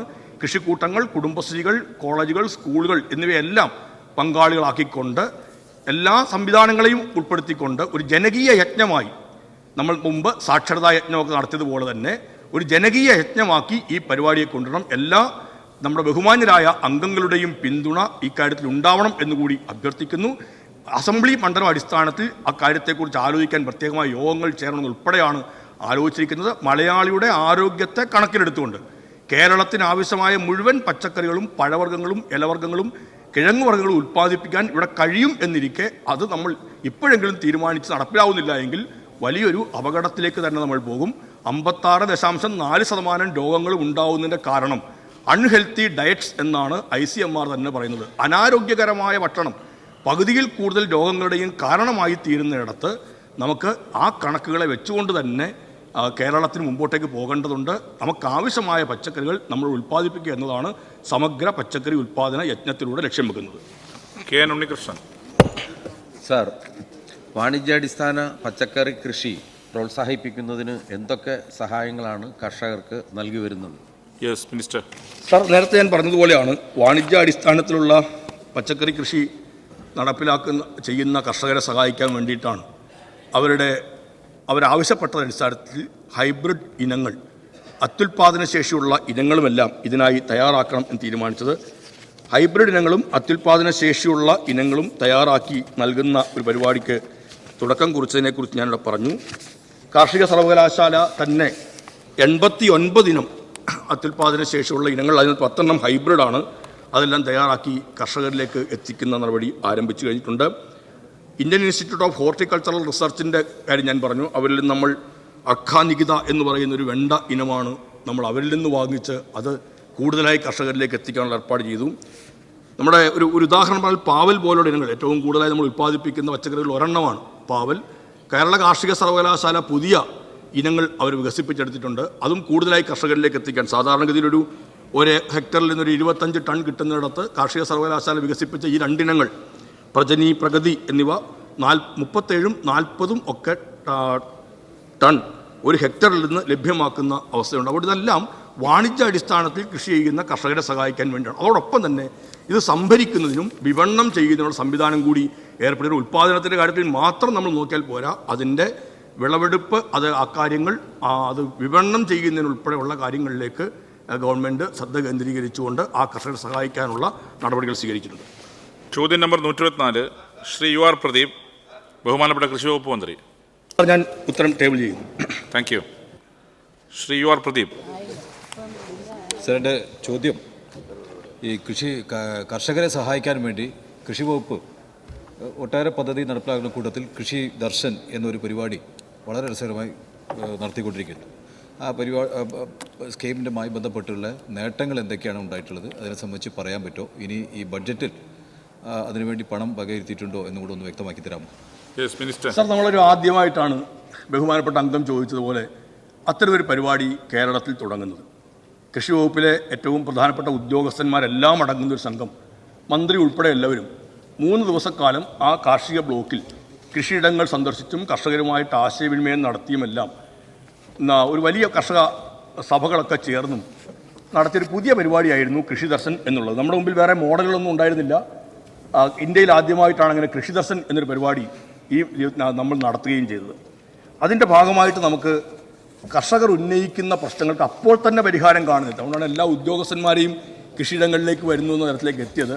കേരളത്തിൽ നിരവധിയായ ഇടങ്ങളിൽ നമ്മൾ ഒല്ലൂക്കരയിൽ, തലശ്ശേരി, നെടുമങ്ങാട്, ഹരിപ്പാട് ഇവിടങ്ങളെല്ലാം കൃഷി ദർശൻ പരിപാടി സംഘടിപ്പിക്കുകയുണ്ടായി. അതിൻ്റെ ഭാഗമായി സാധാരണ ഒരു സർക്കാർ ഉത്തരവ് ഇറങ്ങുന്നത് സെക്രട്ടേറിയറ്റിൽ നിന്നാണ്. ഡയറക്ടറേറ്റിൽ നിന്ന് അതിൻ്റെ സർക്കുലർ അതുപോലൊക്കെ ഇറങ്ങാറുണ്ട്. എന്നാൽ കൃഷിയിടങ്ങളിൽ വെച്ച് തന്നെ കർഷകർ ഉന്നയിച്ച പ്രശ്നങ്ങൾക്ക് പരിഹാരം കാണുക എന്ന പരിപാടിയായിട്ടാണ് കൃഷി ദർശൻ പരിപാടി നടപ്പിലാക്കിയത്. 11 ഉത്തരവുകളും സർക്കുലറുകളും കൃഷിയിടങ്ങളിൽ വെച്ച് ഇറക്കുന്ന തരത്തിലേക്ക് എത്തി. അത്തരം സഹായങ്ങൾ ലഭ്യമാകുന്ന തരത്തിലേക്ക് എത്തി. നിരവധിയായ കർഷകർ, 100 കണക്കിന് കർഷകർ പുതുതായി കൃഷിയിലേക്ക് പുതിയ കൃഷിയിടങ്ങൾ രൂപപ്പെട്ടു. അതിൻ്റെ വിശദാംശങ്ങൾ എല്ലാം ഉണ്ട്. അത്തരം ഒരു വലിയ മെച്ചം ഉണ്ടാകുന്ന തരത്തിലേക്ക് എത്തി. ഈ വർഷം 1,32,00,000 രൂപ കൃഷി ദർശൻ പരിപാടിക്കായിട്ട് നീക്കിവെച്ചിട്ടുണ്ട്. തരിശുഭൂമികൾ കൃഷിയോഗ്യമാക്കാനായി, കർഷക പ്രശ്നങ്ങൾ നേരിട്ട് മനസ്സിലാക്കുന്നതിനും പരിഹാരം കൈക്കൊള്ളുന്നതിനും സാധ്യമായി, കർഷകരും കൃഷി ഉദ്യോഗസ്ഥരുമുള്ള ബന്ധം സുദൃഢമാക്കാൻ കഴിഞ്ഞു. മറ്റ് പല മണ്ഡലങ്ങളിലും സമാനമായ രീതിയിലുള്ള കൃഷി ദർശന പേരിൽ അല്ലെങ്കിൽ പോലും ഞാൻ ഇരിക്കൂർ മണ്ഡലത്തിലടക്കമുള്ള പരിപാടി കഴിഞ്ഞ ദിവസം നടത്തിയതിൻ്റെ കൂടി പശ്ചാത്തലത്തിലാണ് അത് പറയുന്നത്. സാർ, ഈ വന്യജീവി പ്രശ്നം മൂലം ഉണ്ടാകുന്ന വിഷയങ്ങൾ കൃഷിക്കാർ ശ്രദ്ധയിൽപ്പെടുത്തിയനുസരിച്ചിട്ടാണ് കൃഷി വകുപ്പ് കൂടി ആ രംഗത്തേക്ക് ഇടപെടാൻ തീരുമാനിച്ചത്. കൃഷി ദർശൻ്റെ ഭാഗമായിട്ടാണ് അത്തരമൊരു തീരുമാനത്തിലേക്ക് എത്തുകയും കൃഷി വകുപ്പിൻ്റെ പണത്തിൽ നിന്ന് കൂടി വന്യമൃഗശല്യം പരിഹരിക്കുന്നതിന് വേണ്ടി പണം നീക്കിവെക്കുന്ന തരത്തിലേക്കല്ല വെച്ചത്. അതുകൊണ്ട് കൃഷി ദർശൻ എന്നത് പുതിയൊരു പരിപാടിയും പുതിയ അനുഭവവും കേരളത്തിൻ്റെ കാർഷിക മേഖലയ്ക്ക് വലിയ മെച്ചമുണ്ടാക്കി തരുന്നതായ ഒരു കാര്യമാണ്. ഇക്കൊല്ലത്തെ ബജറ്റിൽ നീക്കിവെച്ച തുകയ്ക്കനുസരിച്ച് മറ്റു ഇടങ്ങളിലേക്ക് കൂടി കൃഷി ദർശൻ പരിപാടി വ്യാപിപ്പിക്കുന്നതായിരിക്കും. Shri T I Madhusoodanan. Sir, second question. നമ്മുടെ സംസ്ഥാനത്ത് കാർഷിക അനുബന്ധ മേഖലയിൽ പരിശീലനം കൊടുക്കാൻ വേണ്ടി state agriculture management and extension training institute എന്ന് പറയുന്ന സമിതി എന്നൊരു സ്ഥാപനം പ്രവർത്തിക്കുന്നുണ്ട്. നല്ലപോലെ അത് ആ സ്ഥാപനം പ്രവർത്തിച്ചിട്ടുണ്ട്. ആ സ്ഥാപനത്തിൻ്റെ മറ്റ് പ്രവർത്തനങ്ങളെ സംബന്ധിച്ചും ഒന്ന് വിവരം തരാമോ? സർ, ഏറ്റവും പ്രധാനപ്പെട്ട ഒരു കാർഷിക മേഖലയിലെ ഒരു സെൻറ്റർ ഓഫ് എക്സലൻസ് എന്ന തരത്തിലാണ് സമേറ്റി വിഭാവനം ചെയ്തിരുന്നത്. വർഷം തോറും ഏതാണ്ടൊരു 50-ലധികം പരിശീലന പരിപാടികളിലൂടെ 2000-ഓളം ഉദ്യോഗസ്ഥർക്ക് എല്ലാ വർഷവും അവിടെ പരിശീലനം നൽകി വരുന്നുണ്ട്. തൊട്ടു മുമ്പ് ഒരു ചോദ്യത്തിന് ഉത്തരമായി ഞാൻ പറഞ്ഞു, ജൈവ കൃഷിയുമായി ബന്ധപ്പെട്ട PGS സർട്ടിഫിക്കേഷൻ ഏറ്റവും പ്രധാനപ്പെട്ട ഒരു കാര്യമാണ്. ആ PGS സർട്ടിഫിക്കേഷന് വേണ്ടി നമ്മൾ റീജിയണൽ കൗൺസിലായി സമിതിയെ ചുമതലപ്പെടുത്തിയിട്ടുണ്ട്. 590 ക്ലസ്റ്ററുകൾക്ക് ഇതിനോടകം തന്നെ PGS സർട്ടിഫിക്കേഷൻ നൽകാൻ അതിൻ്റെ ഭാഗമായി കഴിഞ്ഞിട്ടുണ്ട്. ഇന്ത്യൻ ഇൻസ്റ്റിറ്റ്യൂട്ട് ഓഫ് പാക്കേജിങ്ങുമായി നമ്മളൊരു MOU ഒപ്പുവെച്ചിരുന്നു. കർഷകർ മൂല്യവർദ്ധിത ഉൽപ്പന്നങ്ങൾ ഉണ്ടാക്കുമ്പോൾ ആ മൂല്യവർദ്ധിത ഉൽപ്പന്നങ്ങൾ ആകർഷകമായ പാക്കിങ്ങിലായിരിക്കണം. ഈ സെക്കൻഡറി അഗ്രികൾച്ചറിൻ്റെ ഭാഗമായി നമ്മൾ സാധാരണ ഇതിൽ പ്രൈമറി അഗ്രികൾച്ചറാണ് എപ്പോഴും ശ്രദ്ധ കേന്ദ്രീകരിച്ചത്. ആദ്യമായിട്ടാണ് നമ്മൾ സെക്കൻഡറി അഗ്രികൾച്ചറിലേക്ക് ഉൽപ്പന്നങ്ങളുടെ മൂല്യവർദ്ധിത ഉൽപ്പന്നങ്ങളിലേക്ക് എത്തുന്ന തരത്തിലെത്തത്. അതിന് ഇന്ത്യയിലെ ഏറ്റവും പ്രമുഖമായ സ്ഥാപനം ഇന്ത്യൻ ഇൻസ്റ്റിറ്റ്യൂട്ട് ഓഫ് പാക്കേജിംഗ് ആണ്. അവരുമായൊരു ധാരണാപത്രം ഒപ്പുവെച്ചിട്ട് കർഷകർക്ക് പരിശീലനം നൽകുന്ന കാര്യം ചുമതലപ്പെടുത്തതും സമിതിയെയാണ്. അത്തരം പരിശീലനങ്ങളെല്ലാം നടന്നു കഴിഞ്ഞു. കൃഷി ഉദ്യോഗസ്ഥന്മാർക്ക് പരിശീലനം കൊടുക്കുന്നതിൻ്റെ ഭാഗമായി തന്നെ national institute of plant health മാനേജ്മെൻറ്റുമായി ചേർന്നുകൊണ്ടുള്ള ഡിപ്ലോമ കോഴ്സുകൾ ഇതിൻ്റെ ഭാഗമായി post graduate diploma plant health മാനേജ്മെൻറ്റിൽ അതും സമിതി മുഖാന്തരമാണ് നടത്തുന്നത്. സാർ, ഒരു കാര്യം കൂടി പറയാൻ ഞാൻ ഇവിടെ ആഗ്രഹിക്കുകയാണ്. ഇതുവരെ നമുക്ക് കൃഷി ഉദ്യോഗസ്ഥർക്കാണ്, ഞാൻ പറഞ്ഞ 50-ലധികം പരിശീലന പരിപാടികൾ, 2000-ഓളം കർഷകർക്ക് കൃഷി ഉദ്യോഗസ്ഥർക്ക് പ്രതിവർഷം പരിശീലനം. ആ രീതികളോടൊപ്പം തന്നെ കേരളത്തിലെ കർഷകർക്ക് കൂടി പരിശീലനം കൊടുക്കുന്ന ഒരിടമായി സമിതിയെ മാറ്റാൻ തീരുമാനിച്ച വിവരം സന്തോഷപൂർവ്വം ഞാൻ സഭയെ അറിയിക്കുന്നു. Shri T I Madhusoodanan. Sir, വിജ്ഞാന വ്യാപനത്തിന് അടിസ്ഥാനം സർവകലാശാലകളിൽ നടത്തുന്ന ഗവേഷണങ്ങളാണ്.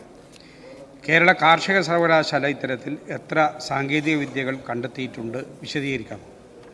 സർ, കേരളത്തിലെ നമ്മുടെ ഏറ്റവും അഭിമാനകരമായ ഒരു സ്ഥാപനമാണ് കേരള കാർഷിക സർവകലാശാല എന്നുള്ളത്.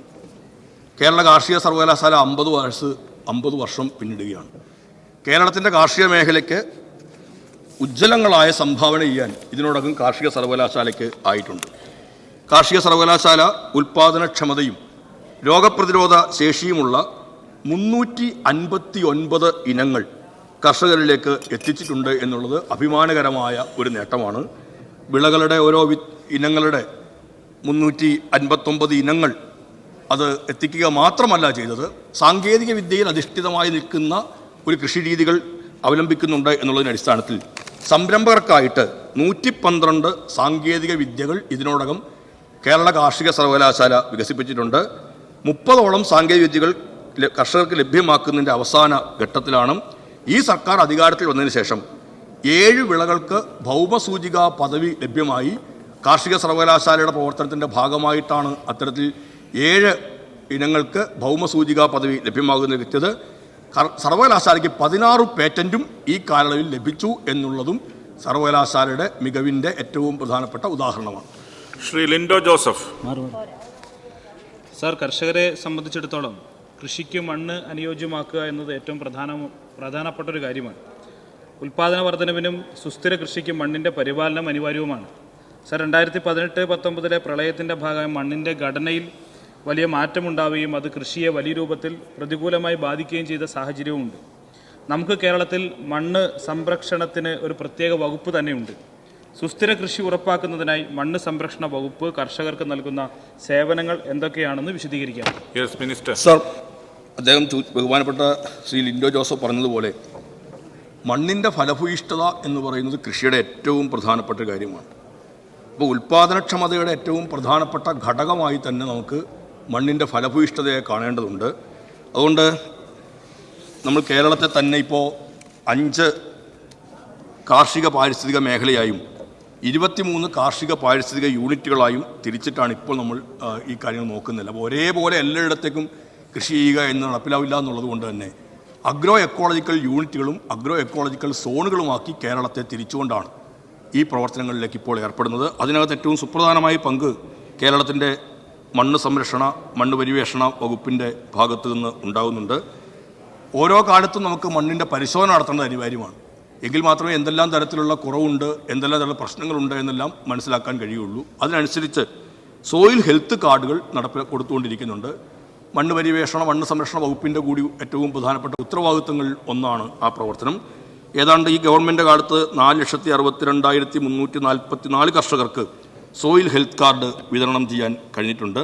എല്ലാ കർഷകർക്കും സോയിൽ ഹെൽത്ത് കാർഡ് വിതരണം ചെയ്യുന്നതിനുള്ള നടപടിയാണ് ഘട്ടം ഘട്ടമായി നടപ്പിലായിക്കൊണ്ട് ഇരിക്കുന്നത്. മണ്ണറിഞ്ഞ് കൃഷി ചെയ്യുക എന്നുള്ളതാണ് ഏറ്റവും പ്രധാനപ്പെട്ട കാര്യം. അതിനാവശ്യമായ പ്രവർത്തികളാണ് ഈ വകുപ്പിൻ്റെ നേതൃത്വത്തിൽ നടന്നുകൊണ്ടിരിക്കുന്നത്. അത് ഏറ്റവും നന്നായി ആ പ്രവർത്തനം മുന്നോട്ട് കൊണ്ടുപോവുക തന്നെയാണ് സർക്കാർ ചെയ്തുകൊണ്ടിരിക്കുന്നത്. ഓർഡർ ചോദ്യോത്തരവേള അവസാനിച്ചിരിക്കുന്നു.